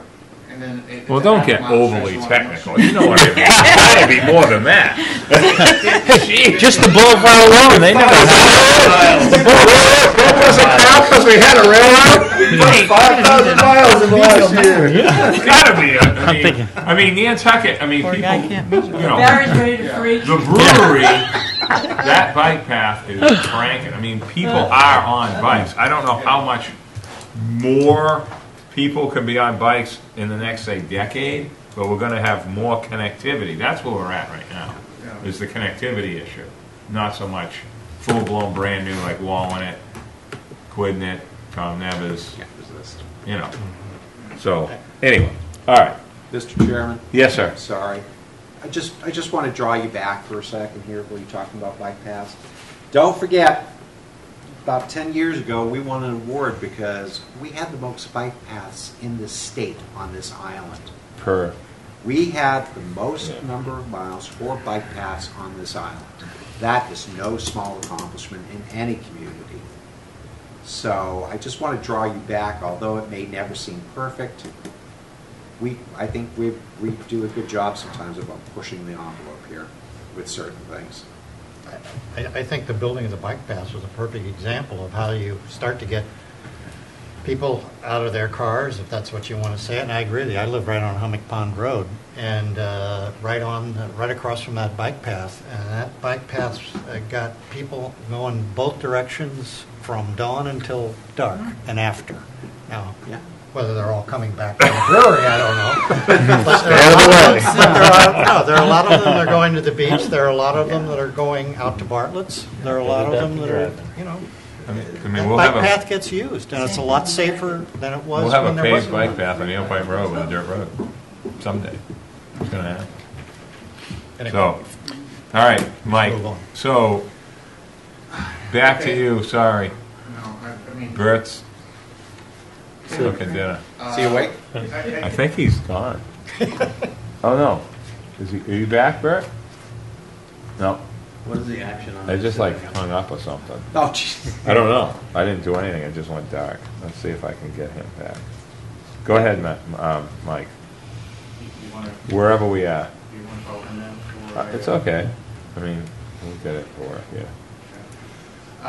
Before we got off on the tangent, I was asked about the process. I think it's a lot more simpler than what I think it was being perceived as. In order to put a project into the capital, start it in the capital process, when it goes to the capital program committee, you have to have a study done. We get run through the ringer by the capital groups and the finance committees and board of selectmen. They want that you have to justify the request. So it's a very linear process once you get the capital press submitted. Very, very linear and very, very simple. Goes capital program, the finance committee, the board of selectmen, the town meeting. It doesn't really get any more complicated than that. So I'll leave it at that. I'll also say that I did offer to meet with you. I think it was very disingenuous to say I refused to meet with you. I suggested a time to meet with you with the engineers. To look over Mary Longacre's option. I never got that one. What I'll also say about the public group, the PR part of it, there is a website for these three intersections that Florencia helped put together. At the end of it, there's a very good video. She's very talented, Florencia. There's a very good video. That's not me.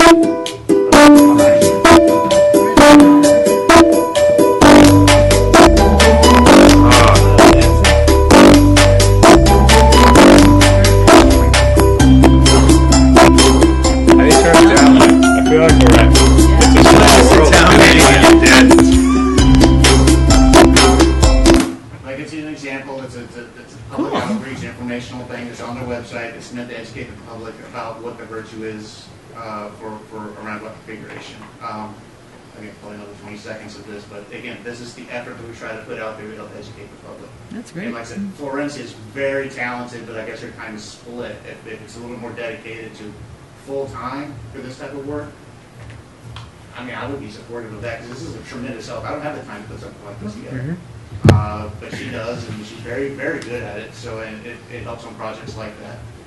I think she's probably better. I did mention some of the history of this. Nat, did say that there was the Thursday meeting with for the public with the traffic consultants. I'm also meeting with the school committee tomorrow evening, Tuesday at 6 p.m. in the LGI room as well. Anyone from the planning commission I would ask that you go to that meeting if you want to get input back and maybe have a dialogue with the school committee. If you're serious about the intersections, that would be the arena to actually have that conversation with the school committee one-on-one. And that's outside of the public review. They, for whatever reason, a lot of the school committee members didn't go to the first meeting and may or may not go to the Thursday meeting. So that's really a good venue to have a one-on-one conversation with the school committee. If there are concerns and getting their comments is something you really want to get feedback on.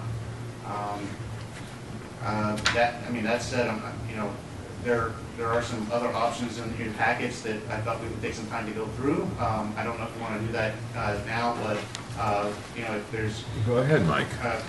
again, We're here. If those particular ones that you want to have discuss or ask questions about, I'm happy to do that. I thought that was what the intent of this agenda item was to be. No, I'm sorry that we got off track, Yeah. everyone. So you want to? I'll say that there Nobody there's questions under- fairgrounds to Old South. I think that's like a all in favor, say aye. Start at the beginning. Yes. The Old South Fairgrounds to see if there is any further discussion about this. Because this does not seem to be controversial. Yeah. at all. No one's saying a word about it. unless you've heard of something that nobody seems to be. Did this first come up, Mike, in 2006? Came up in 2006. Again, we try to do an area planning process where we identify what are just general problem areas. What do you, like, to Matt's point, if there's a backup at a particular intersection, we get through an area and we're coming back up at a particular location, what are those areas? We try to identify all of those through an area planning process and then flesh out solutions. What are some options to address that intersection? That's really the process. So if this Fairgrounds and Old South Road fix happens and there's a concern about backup at a particular location, where is it going to be? You're going to say the Milestone Rotary. We do have a concept to try to improve the Milestone Road, that process more vehicles, make it more efficient, make it safer. If there's concern about any of the other intersections under that same principle, we try to address those through an area planning process. Excuse me, Mike, through you, Mr. Chair. Yep. Just a question in reference to the fairgrounds. I'm 100% for it. I just have one quick question from previous discussions. Where Gold Star comes out, we were looking at that little triangle divider. Does that show, am I correct to assume that it extends past so that when you're approaching the Rotary from the airport, you cannot make a left on that Gold Star? Or does the triangle stop shorter? Carry that hand up, please. Keep going, keep going. Right there. Does it stop there, that triangle, or does it continue to the S in Old South Road writing? Oh, I see what you're saying. It stops. Yeah. It stops. Okay, because that's not going to help. I think we've brought this up in a few meetings, where if we don't continue it to where the word south is, then people are going to kind of clog that to make a left on Gold Star to make the shortcut, where if we extended it and prohibit that left-hand turn, only Gold Star coming out will make a right, and people coming down Old South Road can make a right on Gold Star, but you can't make that left and cross over the traffic there. Do you follow that? I do follow that completely. Are you? But You think that would help? honestly, I think it's the first time I'm hearing the solution of extending the median to which is this something you would like to see? And would you like to Honestly, I know we've had this discussion in other meetings. It's not coming up right now, just for the first time. Okay. I don't want to say I'm the originating author of that. I know that we've talked about that, and that was my only comment. I'm all, if you left it alone, great. That's my only concern, making that left on Gold Star, but. Okay. I would just suggest, other than a median, if the intent is not to have people turn left, have a no left-hand turn sign. Or even white lines or yellow line or something that. Make it a one-way road. Yeah. There's other ways to deal with it. I think I'd be careful about. That's one of the issues you have on 132. All of a sudden, you can only go. You have to take. You can't go left. You can't go left. You have to go up and all the way around. I think that those are I don't find those in keeping with Nantucket. I think that we're an urban landscape. Those are suburban solutions in my mind. But why would you really need to make that left hand unless the question is, I guess, why would you really need to make that left hand on Gold Star unless you're just trying to bypass through a local shortcut to get to to make a left in front of the. People do that now? Yeah, we see with the rotary. Yeah, with the rotary. They do it all the time. Yeah. To the left, They but do it, they make it to the right when they come on Saks Avenue. they go this way. Mary, go If ahead. you leave it as it is, and it becomes a problem, you can always paint a line, add a median, you can add to it. Yeah. I'm not saying that has to be done and voted and changed right now. I'm just bringing it up for a point of discussion. Okay. Yep. Thank you. Go ahead, Barry. You all set? Okay. Mike, go ahead. Sorry. No, if there's no other discussion, Grant, do you think the Bartlett Road intersection is the next one we should talk about, or? Yes.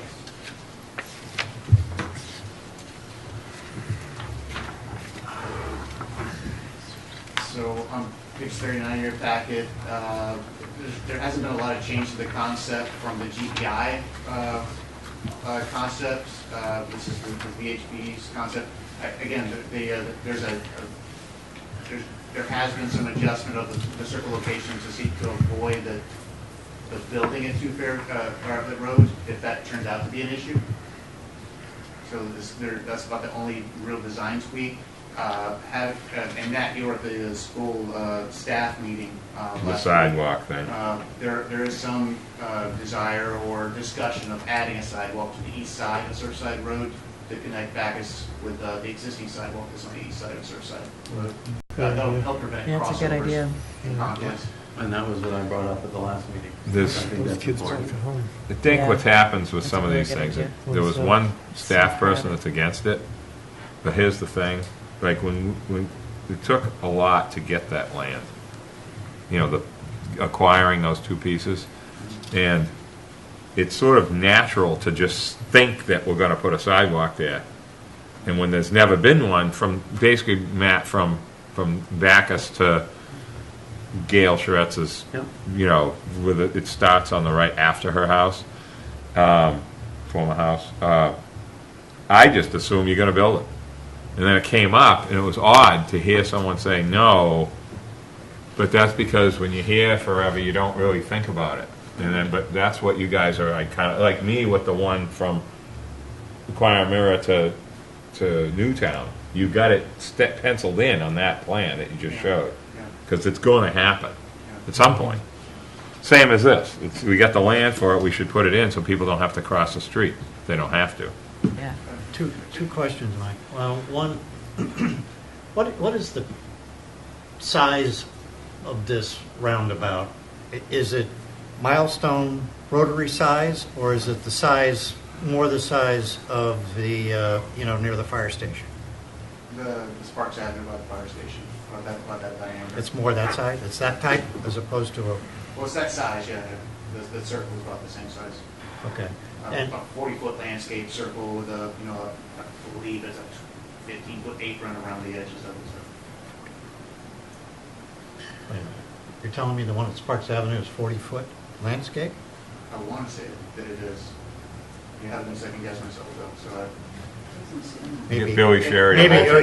maybe the Belgian block, maybe the Belgian block Yeah. you include as a part of the landscape? I don't think that I am, no.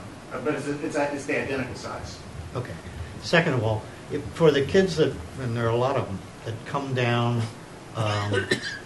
Bartlett Road, to go to school, they come down this sidewalk, right? They're coming down here, they're biking down here, they're doing here. How do they get to school? They're going to cross over there, I believe, right? Well, But they after cross McLean at the Lane. first- They have to first get across the street, to get over there across the street. No, there's going to be a sidewalk on the same side of the road they can ride on and cross over at McLean, Larrabee Lane, just after So do Larrabee Lane, right? They cross over Isn't that- before the intersection By the hand, and then Yeah. go up on the inside and then cross back over? right there. Yeah. The existing operation on Bartlett Road is there's a crossing guard that's stationed in the mornings on the south side of the Yeah. intersection. They planted there. If you could be like Yeah. No, I understand that, but now they're just going straight across the road. What I'm saying No. is, No. now where do they go? Those two when little you get all square, this those traffic? two little rectangles. Oh, they're straight across the road. What do you mean by that? Yeah. They're going to be a place for them to Right now, they go. just go up here and they go Right. across. Now No. you've put a whole, Now, look, stop That's right there. gonna go Look at right those two now. rectangles first. Yeah. That's where you're going to cross. And then there's a sidewalk now added on the left There's side. not going to be any cars there at all. Yes, yes, and there's a sidewalk. Okay. This is going to become dirt. See, they Right. can Yeah. make more that's the dirt, side. man. Yeah. I got it. He's waiting for It's this. going to be something similar to Yeah. That's the point. I mean, if we all had ideas of what that should be, that's the fun part of this discussion. Yeah. Should it be? Yeah. Whaler man. That's fun. And very few people take a left. I think this is smart, shifting it that way. It's going to work better. Very few people take a left from Bartlett to Surfside. Very few. I mean, Bartlett to Atlantic, or whatever we're calling it. Everybody, most cars take a right. That's not true. That's not, I was gonna say, Not not that true many at people all. take a left there, though. now Mostly we they have take a a right. Well, right. not, it's for school time, everyone. Well, Well, you're right, it has changed. It's Yeah. just not that much. Since we were, Since our they kids were opened up young. the school, they Since we brought. did this every day. And you know what? They brought that up at the meeting we had at the school. Yeah. the That when they workshop. opened up that campus That bad, alley weird. thing, is The way new less direct, people yes. going that way. They're going first way. And I'm using that. I agree. So it's, Only because I lived it for 20 years. Because a lot of people Yeah. do. Yeah, we live. Yeah. Yeah, we This is lived our- it. This is our That was our. describing our life. Barry, already. I'm sorry. You okay? No, that's Can't okay. wait. Okay. It's fine. It's fine. Mike? Somebody coming in? I think it was the AD. Oh. I'm guessing. Okay. Could be. So, Mike, continue, sorry. No, just for the history, I mean, there was a sidewalk on the east side of Surfside Road that was removed, and you may recall historically the elementary school driveway came out pretty close to Bartlett Roads. It did. Yeah. They didn't, the school committee and the school staff didn't want children to cross over the driveway on the east side of that road, so that was removed, because they didn't want, before they crossed over the road, to cross over the driveway between conflicts. That was removed. That's gone now with the new configuration of the elementary school. There's no driveway that's in between the intersection and the school crossing. So there really is not a good reason to not have a sidewalk there, because that conflict is removed with the new driveway location. Yeah, and I think the Larrabee Lane, I mean, my niece and nephew, we walked Larrabee Lane where that new cross clean is. I mean, that's the right spot for that, because so many people in the area bypass the busy Yeah. Yes. Bartlett Road anyway. Yeah. So- And I think Rob had said too, that if necessary, he would put split rail down the edge of the bike path to even channelize the crossings even wider. Yeah. That was a concern about children walking to school, just walking off the path into the roadway. That was just a general, this is the worst case scenario. That there's a design solution for that, just like Andrew suggested, it's just aligning split rail to make it, it doesn't stop it, but it's definitely a deterrent. When we left that meeting the other day, okay, I took a left out of the beautiful new school parking lot. There was a 6-year-old girl, no older than 6, on a bike. She was right here, crossing over the existing road that we have now. There was trucks. It was like, this girl was like in fear for her life, and all we kept hearing was how this was going to be more dangerous. And I kept saying to myself, nothing it's could gonna be worse than this. It's so bad right now. It's just, Wendy. It's so bad. I know, But I when bike you it all hear the the time. complaining, I don't the hear it. fear, it's really all about change. In the end, we just have to. How do they not remember the last time it was It's just awesome? really bad there, God. the way it is. There isn't really a way to make it safer. I do understand their point about so the much crossing better. guards, though. But I think that will flush itself out if we have enough crossing guards and maybe a couple of police at the harder ones, especially that one by Vespa Lane with the telephone pole there. Maybe it can work itself out when they figure out someday when these projects are done that it's not as bad as they thought. Yeah, well, I mean, the National Center for Safe Routes to School says that these roundabouts don't eliminate the need for crossing guards. No. They're going to be, I don't think we're going to add to the staffing of crossing guards. If anything, we'll keep the same. There will always be a crossing guard for the Bartlett Road crossing. There will always need to be a crossing guard for the crossing of Larrabee Lane. That's 2, and that's existing, and it's not increasing. And the one at Vespa, there's somebody there every day. And by the boys and girls. That's a different one. Which The is cops special do that one, occasions, too. for whatever reason. I don't know why. This one. Yes, Barry? Yeah, so just a few things. I did take the opportunity to talk to one of the members of the school committee, because that did come up pretty frequently, especially with some of the teachers about crossing guards. So I did get a little bit of a promise as well, too, that would be raised there, because there were issues about them trying to get staffing for crossing guards.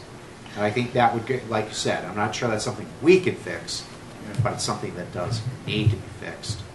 And I think that would go a long way toward doing that. The other thing I might suggest respectfully is the idea you've had about the split rail fences or anything else. I would strongly suggest incorporate that into an actual visual of what you're doing at this point. The more things I think you can put in place to say, Safety, yeah. the roundabout itself, in my mind's eye, resolves that. But I think if you can put a few more enhancements in, everything we can do a little bit more that will help do that. So I just Picture of the crossing guard. whatever. But no, Yeah. actually showing the split a good rail idea. fence and stuff in your design drawings and stuff, I think will go a step further toward addressing that. It's a new concern, and that'll be incorporated into the design and split rail discussion. But just so you all know that there are going to be visualizations, I believe you're actually voting on this on Wednesday, right? Visualizations for all three intersections. Great. Photo simulations for what this actually will look like on the ground. Does that help, Matt, with some of your concerns? You asked for this before, the simulation. Yeah, I want to see this. I want to see what's happening further along movement, from how these. they- Yeah. all right. You I don't want, agree you with don't that. want to do this and then just have 5 corners backed up, or go to places that can't be fixed. So that's the. Yeah, well, I think you're talking about modeling. Yes. And what I'm talking about is a visual representation, a photo simulation, not a Video. a volume Not the simulation. music. Oh. So I'm asking for something different. All right. You can model that a Photoshop Yeah. exercise. Okay. Well, I'm asking for what we had 20 years didn't ago. that better have that? I swear they had something. Which we have. Yeah. We should have that. Yeah. If you can do that, it would be. I think that would help a lot. That would solve a lot of it if we just proved it didn't back up all these other places. That's the one. Right there. Something like that. So if there's no other comments for this, we'll go to the few other options that, this, the first is the so-called alternative one, the peanut roundabout, was one option that was discussed on May 17th. This had a little bit, probably the least amount of property impact of the options. There was concern with truck movements from a couple of different approaches with this alternative, especially the Surfside Road to, Sparks Avenue to Surfside Road turning movement, that left-hand turn. It would be pretty intense. Because that was so intense, the second option, this alternative 2, was so-called the avocado alternative. This made that turning movement a little bit easier from Sparks Avenue to Surfside Road. It allowed that. I hope you can find somebody to see what the terminology, but the pit of the avocado is basically a landscaped island, and the meat of it, if you will, that's a mountable apron around the.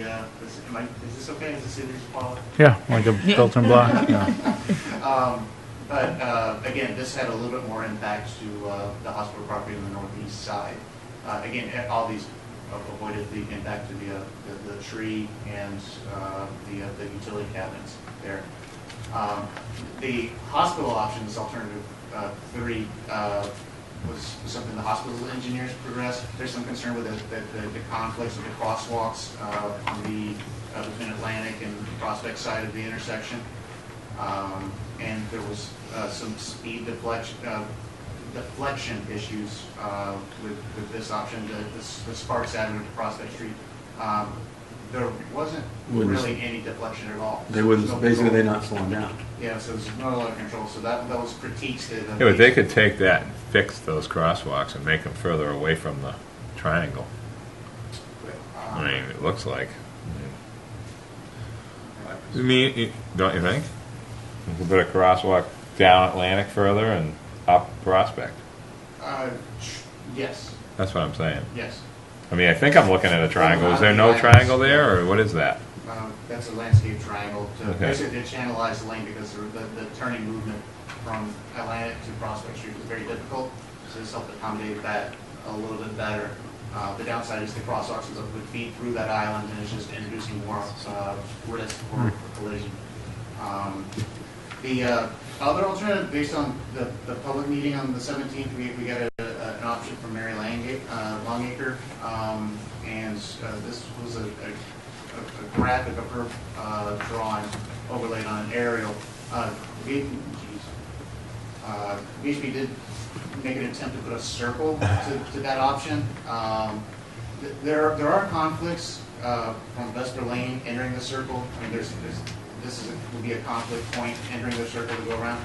And there's an awkward merger from Sparks Avenue if you're going towards the intersection on Sparks Avenue. The traffic coming out of the circle merges with Sparks Avenue, as well as the traffic coming out of Williams Lane. There'd be a three-way merger into one. That's just a large conflict that you really wouldn't want to have. Also, there's a conflict between the Atlantic Avenue and Prospect Street. This is a little awkward and confusing control there, especially with the traffic coming out of the circle, conflicting with the Atlantic and the Prospect Street flows. So those were just a couple of the issues. One of the other options that was recently developed and will be talked about on Thursday that was not talked about on the 17th is this one that puts a little bit of a dog leg to the Surfside Road approach. The trees in the middle of this splitter island is a very robust splitter island. The school committee is never going to give us that dirt. Again, it was another concern that we got I is mean, the property owners on the northwest part of the Connors. Some of these other options, really goes into the property a great deal, and so just to here's option one that impacted their property. So just for as an effort to reduce property impacts of private property owners, that this was developed. Again, there's still some awkward mergers from Atlantic Avenue with Prospect Street traffic to enter the circle. But this is just for exploration of ideas. This is something that VHB had developed, and we'll talk about on Thursday. Yeah. To your comment, Mr. Chairman, the former Charette property has not been released to the school committee. Yeah, It's trade. school jurisdiction, and so that is a potential property that could be exchanged. Oh. So. Which piece you talking about?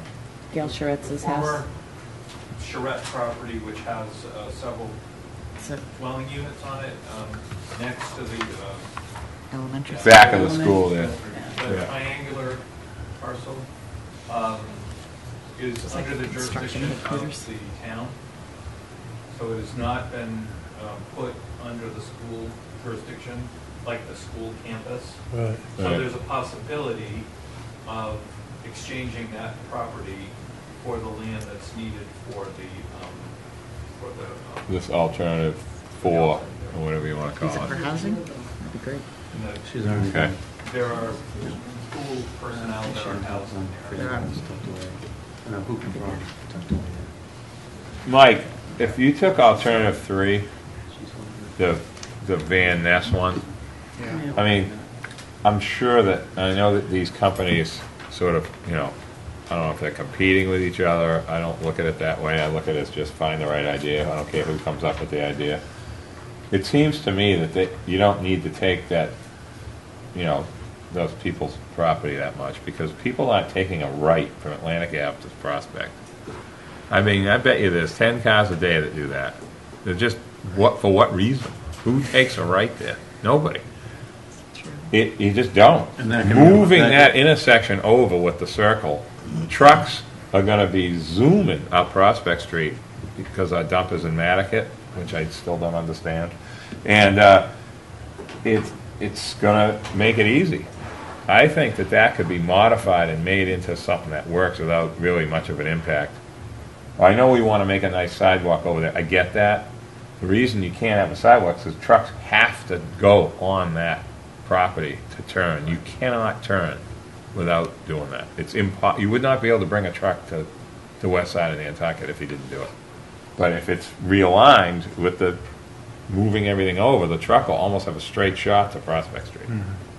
So I'm just letting you know that, Mike. I know that you're not doing the design. I'm just saying that's... What do you recommend of these proposals so far? Is there one that you favor more than another? Yeah. Guacamole. This week. I haven't looked at the level service numbers and whatnot, and started adding up square footages or not. And quite honestly, this latest option that was developed doesn't even have an option number on it. But this is brand new. It seemed to have the least amount of private property impact. Almost no, well, some private property impact, I guess, maybe over in this area. Tree stays in that like big island thing, right? Yeah. Wow. I can point out concerns that I have with each. I don't know if I have necessarily a favorite one. I think there may be one that has the least amount of concern. But I think each one of the options, the avocado and the one that dog legs through this whole property, you know, 1, 2, and 4 probably have really the virtues that we're looking for on these configurations. Good old Nantucket roads, they just laid them down. I'm sorry, you said 1, 2, and 4 have what? What was the comment about 1, 2, and 4? I just didn't understand what you said. I think they have the most promise of being furthered in the development. Again, these are very, very conceptual. Again, this option, I'm going to go back to that option. Geez, this is a very big graphic. The large one, I do not recommend this one at all. It's just, I think it eats up too much property, but doesn't really provide a lot of safety benefit at all, really. This option, there's a utility cabinet that may require relocation here. That's very, very That's like moving the difficult. airport, that thing. I'm sorry? That's like moving the airport, that electric stuff. Correct. You see that stuff in there? If this is a TIF project, it is federally funded, there could be some costs that are shared to move that utility, but Trees because in the middle, somehow it's in that piece. Right, Mike? You said that at the beginning. the utility cabinet. Under the, no, the tree stays in the middle? The tree's right in the middle of this splitter island. And Mr. Chairman, I want it on record, I'm very nervous about that. Killing the tree. Yeah. Anything happens to that tree, Yeah. you think planning's blamed for everything now? We have. If you kill that tree, you might as well leave the island. We're not touching that tree, and I'm introducing a whole lot of new things around that. New problems, new This complaints. is not a favorite of mine at all. I'll just say it to you this way, Mike. If the tree dies, natural causes, It's on you. like the one in front of the Brotherhood, I mean, that was a contentious tree issue there for years and years. This would be the most contentious tree in history if something happens to it that we did something. I mean, I'm just Yeah. letting No you pressure, know. Mike. That's the chairman's tree. You were just like the chairman, that's This your tree. is the tree of like the tree of life thing. 100% of the liability of the tree dying, I'd like to see 100%. I mean, we have trees downtown growing in oil, but no one thinks about it. This tree is at the school, and everybody thinks about this tree. I don't know. It scares me. How complex is it to move that box? There's a lot of stuff in there. That's telephone and electric. It's not just. That's like the Monomoy Comcast building stuff in there. The problem I have with 1 and 2 is the trucks going from Sparks to South Prospect. I just don't see them making that turn. It's supposed to You? be flat. I think they're supposed to drive over the avocado and the peanut. I think it's supposed to drive over everything, right? Isn't it? I don't know. I mean, I can't tell what's vegetation and what's, I assumed that you couldn't do that. It's blocked Yeah, there, again, and you the drive over center the block. island is all landscaped, it's not meant to be mountable. The apron outside is 100% mountable. If it helps, and again, this is all part of the design conceptual process. If you like turning templates on some of these that you think might be a little bit more difficult, that can be requested and just so that you can address the concern. I think the avocado has more chance than the peanut. I mean, if you had to pick between those two, and there was no such thing as another idea, the avocado looks like it will work better than the peanut. Is that the consensus of the commission? I mean, I really would like guidance. I know you try to seek staff recommendations, and I try to, give you ones that I think all of these have qualifications that make them worthy of progression. But do you guys have a favorite at all, or? Barry? Yeah, so, Go ahead. Mike, let me turn the question back to you for a minute, okay?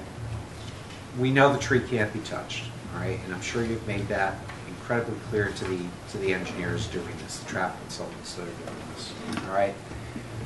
The box, it's the utility box is there, and yeah, that's a major feat to move it. Not impossible, just major.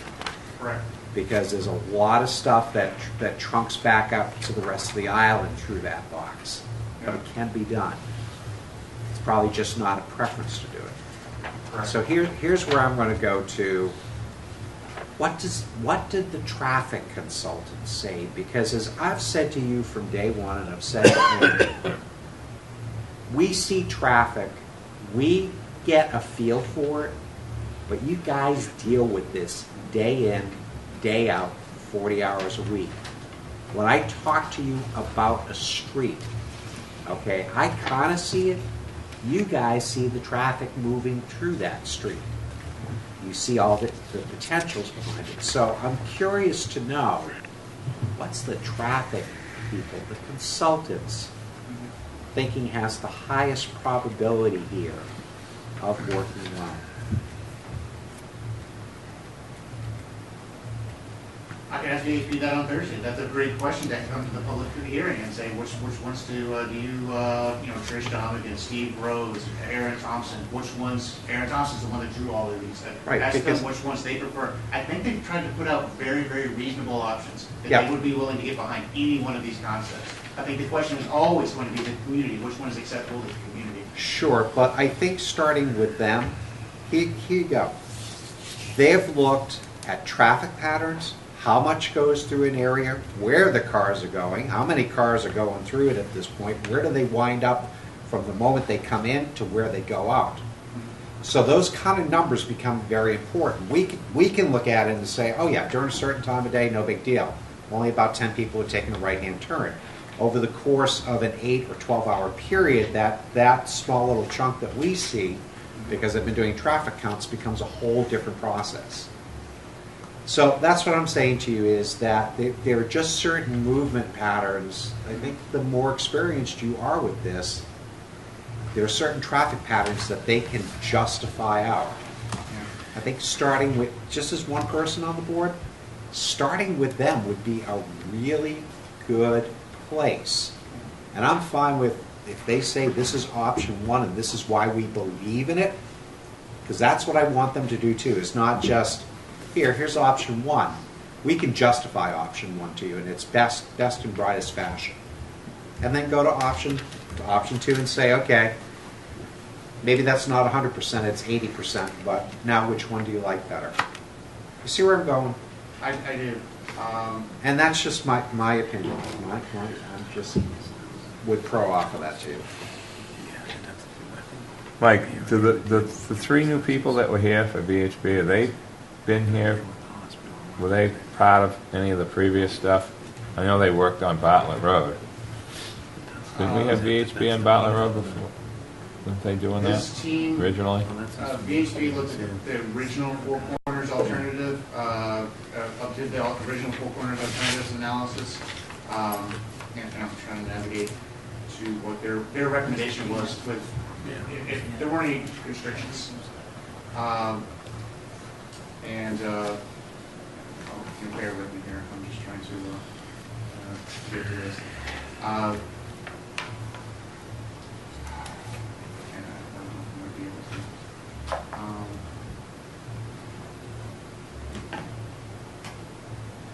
mean, before we didn't have the land acquisition, the land option that we have now. It shifted things around.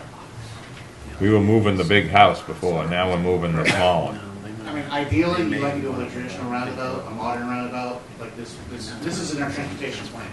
Out of our alternatives analysis, whether Four Corners should be a four-way stop, leave it alone, a couple of different configurations with channelized turn lanes. This was the option that was approved, and this is in our transportation plan. Right. Yeah, I remember this is what now. I think we would all recommend if there weren't restrictions in place. But that's because that house was going to move. Now it's not. See? So this is the preferred alternative. If that's the question, this is the preferred alternative. Right. May I, Mr. Chairman? Yes, sir. Sorry. So I understand that, Mike, Okay. but there are certain reasons why you can't go here. Correct. Is what I'm hearing you say. Okay, so Yes. here we go again. Yeah. I'm back to, I do this 40 hours a week as a traffic design consultant and engineer. I've been given a list of certain things that I will, as much as you love that, okay, it either comes at a high price tag or not at all. So I'm back to, here's the list of restrictions. What do you see as the highest probability of success? Then give me a second alternative to that. That's all I'm asking from them. Because I think you've coached them on all these things that that are problematic, like the tree, like the utility, And this is we're right in the depths of the conceptual planning process. They are developing alternatives and trying to get feedback from the public. So I think we're probably still kind of early to get, this is the recommendation, because we still have one more public hearing to go to. Yep. Take public input, so we wouldn't do anybody any favors if we just made a decision now, before the second public hearing. That said, they have provided a couple of options with the area that we have. The peanut option did have the least amount of right-of-way impact. That was, it did come with some issues with turning movements. The avocado has a little more property impact, but you have some ease with turning movements. These are, there's pluses and minuses to where it honestly, it does come down to, looking at it. And this will be, each one of these we probably put into a table. Say, okay, what are the right-of-way implications, square footage-wise, if that's what you'd like to see. And not a heck of a lot of it. They're still developing the level of service outputs for how the congestion and the delays and stuff for each one of these. So I can't base a decision on that just yet. That probably could be available prior to the third public hearing. And then, this commission will be asked, you have a recommendation that you'd like to forward to other groups. Staff will give you their recommendation. VHB will probably have a recommendation of things that are what they consider to be the preferred alternative. Mike, excuse- Yeah. I'm just curious if the engineers or anybody had looked at that possibility. We talked about this at the workshop, and I'm all pro roundabouts, but in this particular case, I brought up something where maybe, depending on if we got the land on that corner where the hospital had that property, if we were to kind of pull everything together and make more of a traditional crosswalk, a true intersection, so we push where the normal stop is. The problem right now with that four-way, you've got to look around the corner, and then it's not a true T. And it really causes a lot of problems. But if you push that one to the right and more, kept it directly across from South Prospect, it would be more in line with trucks that go through, and it would almost be like you go, but you'll be right in someone's face.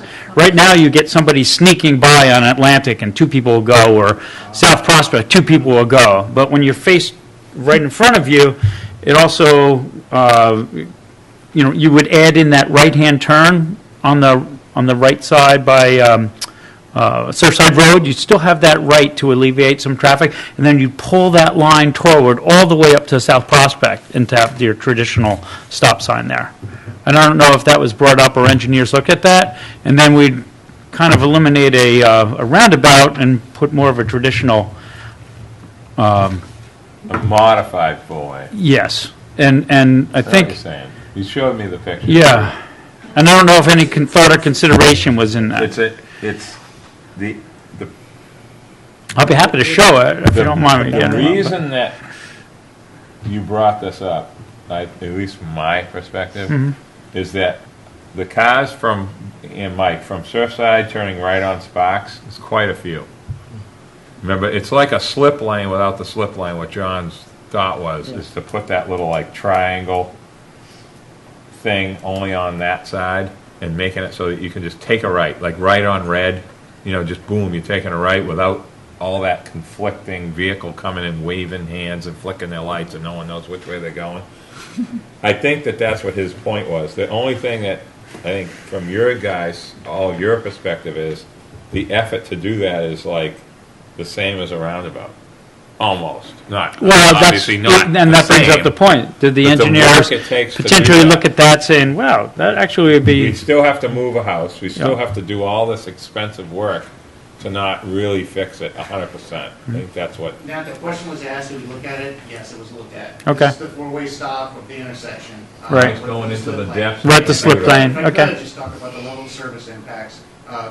On level of service, on alternative 3, you do get a D, and then it's still a failure level of service and a D on some other approaches, whereas the roundabout alternatives were, A's across the board. So first of all, you still have the same pedestrian conflicts Mhm. with the turning movements and whatnot, still at the same risk with the traditional four-way stop.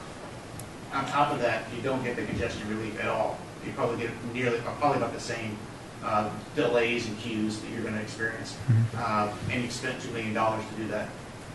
So what staff is trying to do, and we wouldn't be doing our jobs if we weren't doing it, we try to give you the safest, most efficient solution. And honestly, I think, with the Whaler man, you try to bring in some charm, some opportunities to do a little bit more. Oh. Mike, I thank you. It looks like you've already looked at that, you've graded it and looked at all and to get to Barry's point, the professionals are doing it, that's what they do 40 hours a week, and I'm good with that. Thank you for I was just, Thank you for letting me explain that. Yeah. Mike, I haven't seen all of this data, but does it include all the traffic data so that we know what percentage of the traffic's turning right from Surfside to Sparks? You have Kind of turning movement. I'm sure we have this back in the.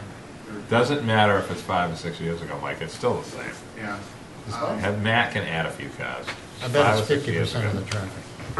Yeah. To get down to He that, needs that the much numbers. of It's inside not like baseball, it's I think I that need some much time to go back through and look at the appendix of this report and see exactly what this It may not be important. I mean, do we all recognize it's probably 50% of the traffic going through that intersection is turning right on Sparks? Yeah, it was unbelievable. This is why we, The problem was the turning right and the turning left. To alleviate some of that flow, but again, it was the use of the school property, it was a constriction at the time, so we tried to see if there was an option that did not require a slip lane, a roundabout without a slip lane, and it could demonstrate that it could, and still has the congestion benefits that we're looking for. Andrew, I'm sorry, I missed you. Mr. Chairman, I think there's 2 buildings that the hospital has to move as part of this project. If you think back to our discussions with them, so the small house that's directly across from South Prospect has to be relocated on the site or moved off the site under any scenario. So that's the one directly across. The green light, which is that sort of building next to the new construction. This one. Yeah, thank you. Yeah. Their porch sticks out into the right of way. And again, They've been in agreement to move it, right? Where's the Anderson building then next to that? Up one. Yeah. So that building needed to be repositioned at some point there. I think that if the commission agrees that we ought to maybe approach them about that building on the corner and maybe try to work a design where those 3, if there's a house mover here that can somehow maybe reposition those buildings. They can stay in the same place. To go back Just move a little. maybe the preferred alternative, because that house at the corner was one of the main problems.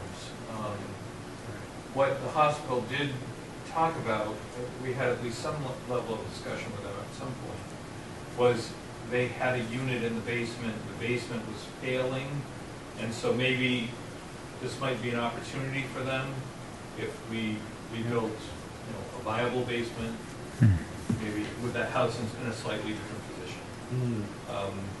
And That's then an old more of house. that traffic, or more of the parking, you see there's one space that comes directly off of Atlantic, Surfside right there. Yeah, it's like people backing up. You can't turn around in that space. So That that should be has to- connected to the back. So that has to go away here at some Yeah. point anyway. And again, I think maybe it's worth, there's been a change in hospital leadership, there's been all I know. kinds of things. No, you're right. That have happened, and maybe. It's a good point. We might want to have a trip back and talk to them about that. Because you know what's going to happen? Something's going to happen to those buildings, and they're going to end up putting a new foundation 10 years from now after we do this. They could have moved it. Something crazy like that. That's an old building. That's one of those high foundation, Yes. coal delivery foundations, I call them. So that's, brick. I don't even know if it's cinder block. It might be older. Janitor at the CPS school lived there, Mr. Sylvia. He lived there for years. The house on the corner. Right. Green light's older than that house, though. It's got to be. Green light was, it was. It's got to be. So Mike, on this, so with that, this being the preferred, are we pretty much are we not impacting the other house, or are we on the airport, on the hospital property?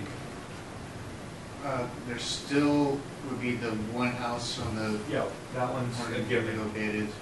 But the other, there's the other two next to it, so those are not impacted. That's not impacted, no. Okay. Barry does this hand up. Yep. Barry. So, for you to Andrew, do you want a motion to move ahead with this, to do that from this commission? Where would you like to take this? I would like that, yes. All right, so Okay. it might be a little off. I think it's a great idea. No, listen, I know the players. I like talking to them too. They're good people. I mean, there's a lot of moving parts here. And there may be, sounds like Andrew when he came up with the idea to move Dr. Collins' building to the corner. I mean, all of a sudden, poof, Andrew comes up with this idea, and that's what we have today. I mean, we should go back to the drawing board, Mike, to tweak that house. Or resurrect a preferred alternative, not necessarily redraw. Well, no. Well, that's what I mean. Back to the original preferred, right? And with the land that we've got on the other side, it's certainly going to help the Collett's house. Absolutely. Nothing will happen to them. Jean Collette's house? Yeah, the family, yeah. You know? Yeah, this option did have a little bit of impact to their property, but they were very willing to have a sidewalk put on their property. Right. I talked to the lady at the meeting. She wasn't against using her land. She just didn't want to open her door to a car. Right. But So, yeah. thank you. So, Mr. Chairman, then yeah. I'd like to make that motion at this point to have staff have the authority from this commission to begin those dialogues. Yep. Is there a second? Second. All those in favor? Aye. I'm voting in favor, but I'm having a hard time wrapping my head around putting a roundabout at that size, sort of in that location. Well, it would be modified. I understand, but I'm looking at the size of this. I'm looking at it, butting right up into the historic district, and I have a hard time, from a preservation. Well, this is the only thing he could find on this computer from back then. No, I understand. But it's still. No, I understand that, but I just on the record, I want it to be stated that I have a hard time, wrapping my head around supporting that type of roundabout in that location for, aesthetic and historical reasons. I don't know why. It turns me a little bit. But it wouldn't be like that. He's just bringing that up because of. Is there any way it could be made just a little bit smaller? Yeah, if it was smaller, maybe it would look A little bit fit. smaller, Some of these and others, still get the trucks around it. Yeah, but I think we're putting, anyway. I think what Andrew's point is that if we have a chance to make an imperfect solution a little bit more perfect, if we could maybe come back to the table. It's been a long time since we talked about that house. You were focused on the 40-foot road and what they were willing to give up. This was way before the new hospital people. This is Arthur Reed was up there then. Yeah. And maybe I'm wrong, but we're not approving this design. We're just No. making a motion to have Andrew authorized to talk. I support having the conversation. Okay. Yeah, that's But all I we're think doing. we should talk a little more about, Right. is that the right place to be putting something like that? Right. Okay, Mike, are you I'm going okay? to I'll communicate this direction. See, back to Judith, PHB, how hard this and is? If you are all okay, we'll present that Thursday, and I'll present that to the school committee Yeah. as something that it's still another alternative that's being considered. And some of the faculty that was at that meeting was I found it amazing that the lady brought up, why don't we go back to this intersection? And I was like, see what I mean? Like, new blood doesn't know how hard we've been working for over a decade to try to actually do that one first. So maybe this is a good thing. Maybe this is a blessing that we haven't done anything here yet, if we can make it better. So, Just a question. If you look at this, from Surfside Road to Atlantic Avenue, I'm guessing there's not a lot of traffic, Surfside to Atlantic. I think. No, he there's a lot. means going straight. Yeah, going straight to The five very corners. Yeah. What if you eliminated I do that every the day, rotary multiple times. part of it? So you didn't have access going that way. So the only thing you can do coming down Surfside is, well, no, you want to get to South Prospect. You want to go to If town? people go to Dover Street Still to go gotta to go town, around. yeah, that's, yeah, it's, That's the way to town. we talked about this with the whole Pleasant Street thing, making it one way out of town after outdoor power, but we had to fix this first. So we can have parking along the street by Rabimbuses and along, because it's so bad, there's no sidewalk, you could have parking and a sidewalk if you made it one way. Well, I mean, I'm just saying, Fritz, what you're saying, it's kind of all fits to fixing more stuff to fix some of these things. Like, you can't, you know what I mean? well, that's, if you can look at the, I mean, I've been thinking about it, the traffic patterns, and in other words, you've got Pleasant Street as an access, you've got Sparks Avenue as an access on both sides of the Stop and Shop and the Boys Club. One of the problems is you come toward, I'm just trying to figure out how you do it. If you were on Pleasant Street and you're coming in toward the, and you get to Williams, that little piece of road from Williams to whatever that is, Five Corners or whatever it is, Right, is difficult because there's no sidewalk, Right. there's no bike path, it's dangerous as hell, and you got to, and if you're going to put a sidewalk down on the south, whatever that Would is, be the on the west south side, side, you got to west, take out a right. bunch of trees. What if you just made that section one way? That's what- going into town. It would be, that's what we talked about. Yeah. Going If you into want town, one just way that going into piece. town, then you can all of a sudden have a bike lane. Yep, that's what we You would- can have a sidewalk. That was part of an old plan, Right. but the old plan made the whole Prospect one way, which was, we felt was wrong, and we came up with this concept Yeah. of No, I'm one, just doing that one little section. That was a while ago. That was, That was like a long time ago. But the problem is, no, it does, except that you have to fix this intersection because every vehicle coming down York from the mill to the to where, to the Wants to go through. right. You'd have to That's the be way I able go to have every day. another way. Yeah. You have to be able to have Prospect be fixed in order for that to be Right. made one way. Right. You're talking about Pleasant Street one way from Williams to Five Corners, is that what you said? Correct. Yeah. Pleasant. From Williams to Five Corners to be one way out of town or in, well, he's In saying town. into, yeah, I actually, It could be either towards way. Nantucket.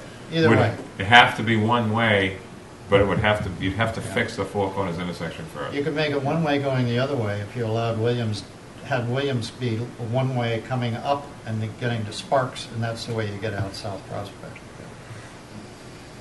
That's a lot of people do that now.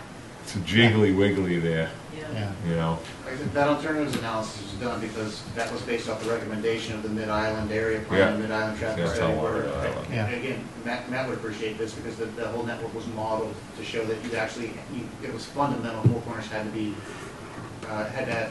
more efficient and Yeah. process more vehicles if you're gonna make Pleasant Street one way. Pleasant Street being one way was a recommendation back up in the Mid-Island area plan of those businesses. They really wanted to see that. And you're absolutely right, it does free up about, if it's one way, then you have about a 10-foot lane that Yeah. you repurpose for a Yeah. contraflow 'Cause pipe that's lane. really dangerous. To People me, walking. that is the perfect solution. It's also people pulling out of Bear Street, Beaver Street, Yeah, whatever right. that is. It's terrible, because you can't see anything, Can't see it anymore. but.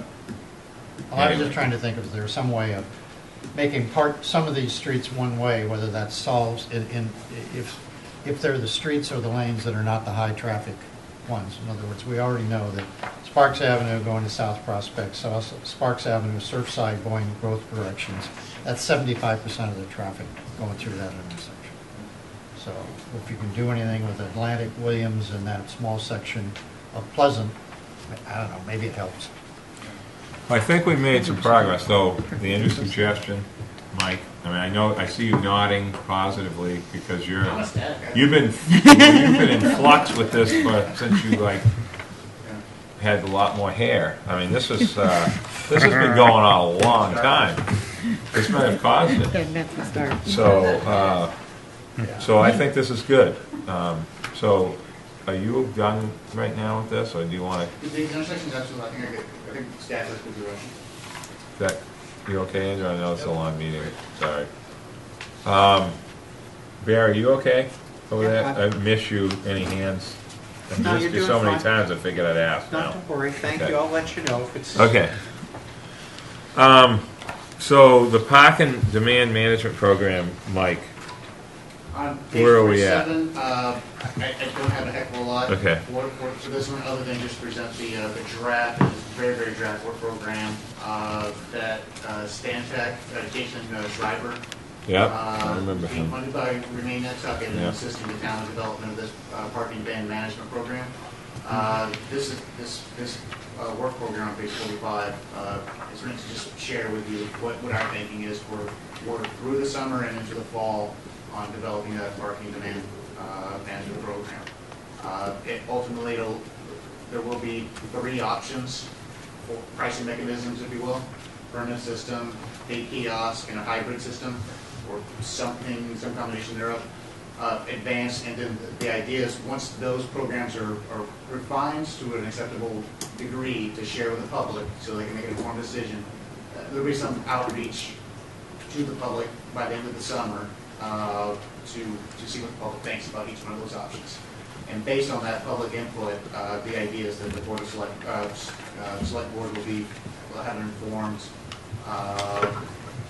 have some feedback from the public on each one. You can make an informed decision based on all of that. And the striping on Campbell Street works.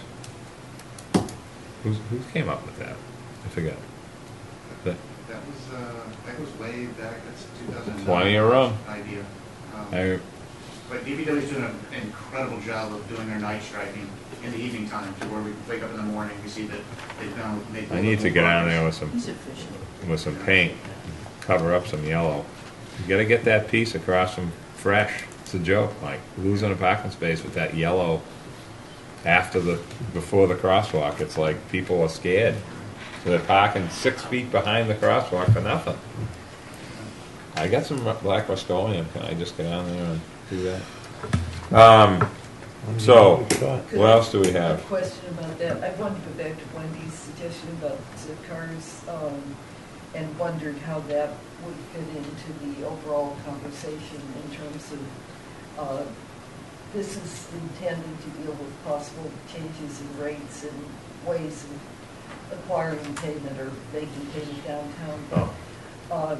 I think it would be beneficial for us to talk about a different approach in addition to this, before this is all signed and sealed, because conceivably, say if we try this initial process, 10 zip cards located somewhere downtown with stations, I don't know, the best distant places for them. I don't know whether folks even know what zip cards are that much. Yeah. I think what you said, man, about alternatives, that's one that we shouldn't lose track and have the Harbor Place decisions made, and then plans about how many spaces are going to be downtown and how they're managed without at least putting our foot into some of that. Was that one of the, I'm sorry. No, go ahead, man. I was trying to remember back on the downtown revitalization committee and the parking Well- structure that was, proposed at that time. I think it Yeah. had zip cars and electric charging, there was like ample capacity for a lot of that. And that was definitely one of the ideas. That was before the AMP lot was Yeah. going, or potentially some of it leaving. So this is a big difference. I'm not very familiar with the business model of it, does Zipcar need to want to come, or, who's paying? And, Is like business, like a Yes. company? Yes. Yeah. Mike? Okay.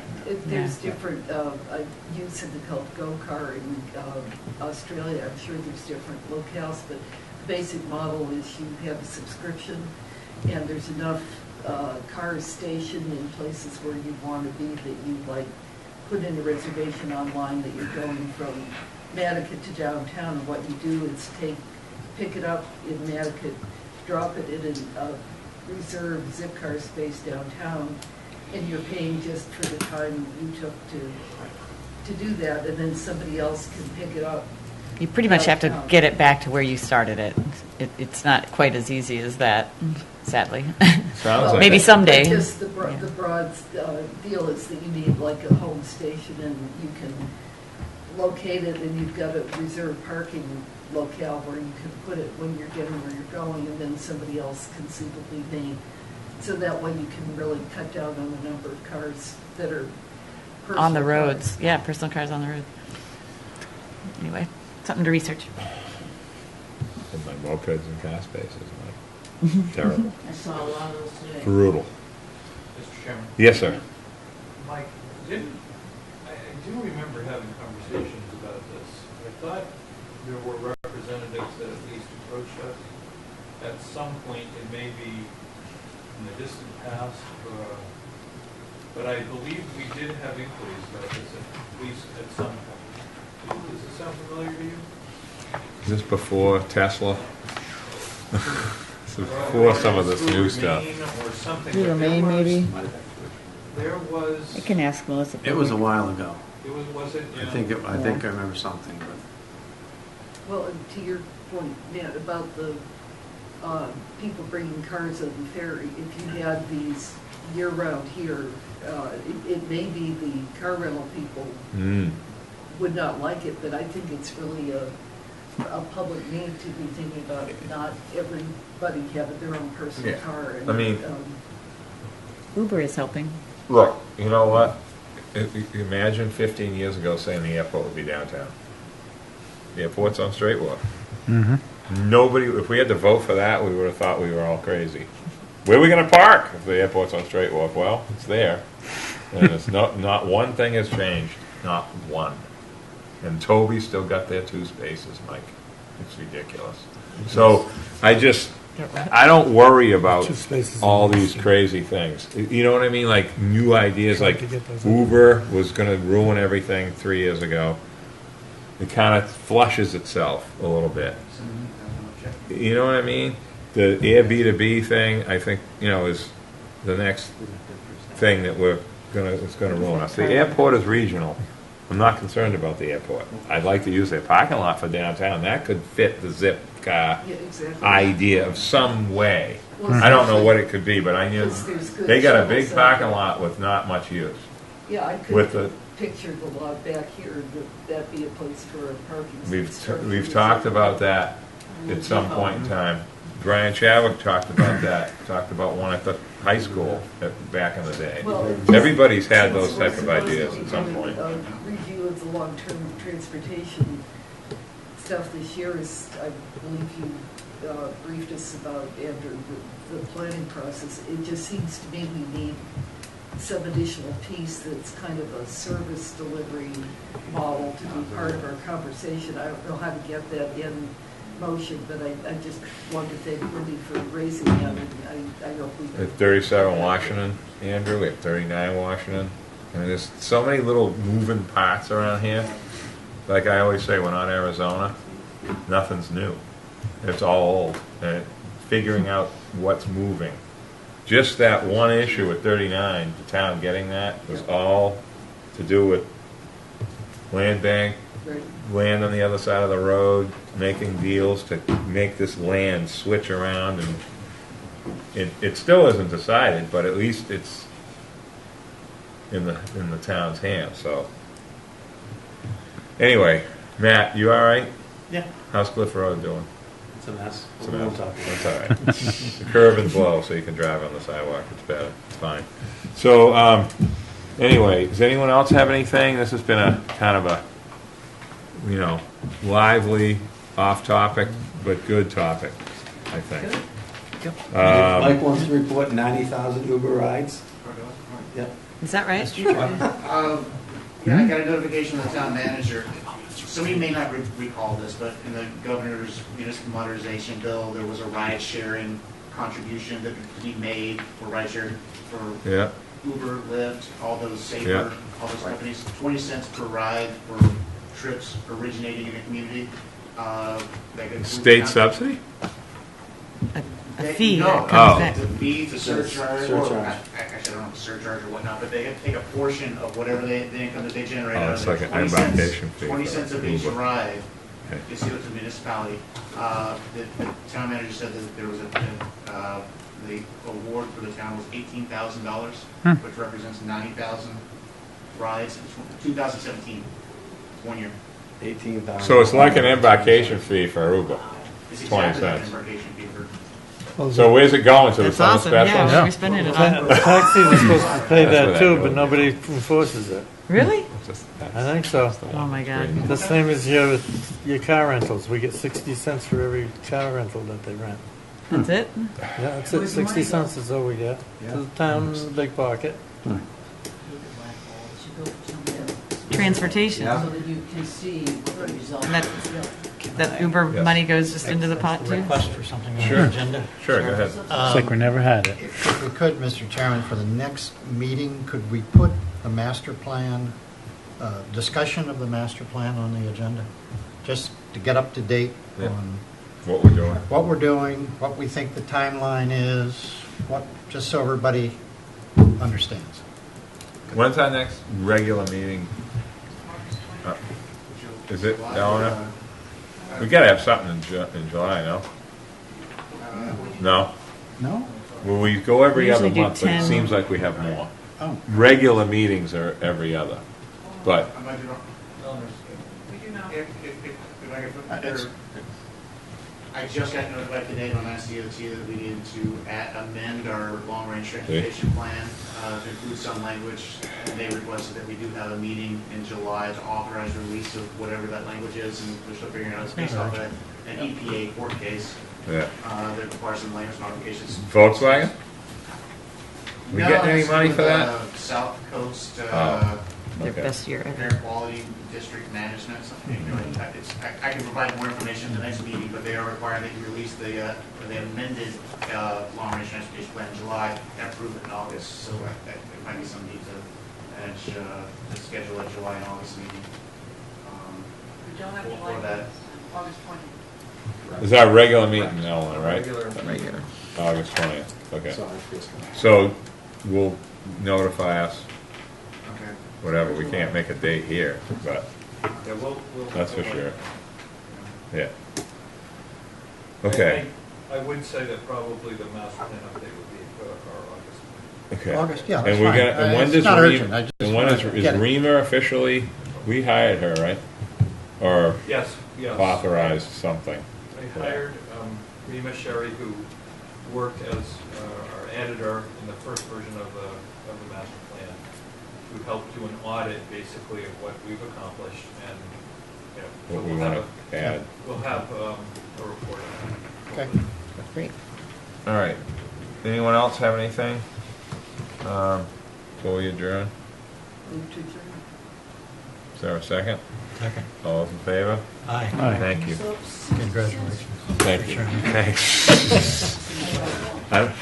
Just keep doing it. I like it. All right. I Judith. need to get us off the. No, when I saw you the other day at Yeah. Men on Main, I was like, I didn't know it was you right away because it was further away. Hungry. They weren't really. You what? Nobody was there yet. Starving? And all of a sudden, you were walking through with some other people. There's so many staff people there. I didn't even recognize you right away. It No, took me well, I a second. expect, I was. good to see you. You get by there, sir? Oh, Durham, so. you gotta go to that Lemon Press place. That's the future. I didn't know, I don't eat in it, but I fix stuff for them.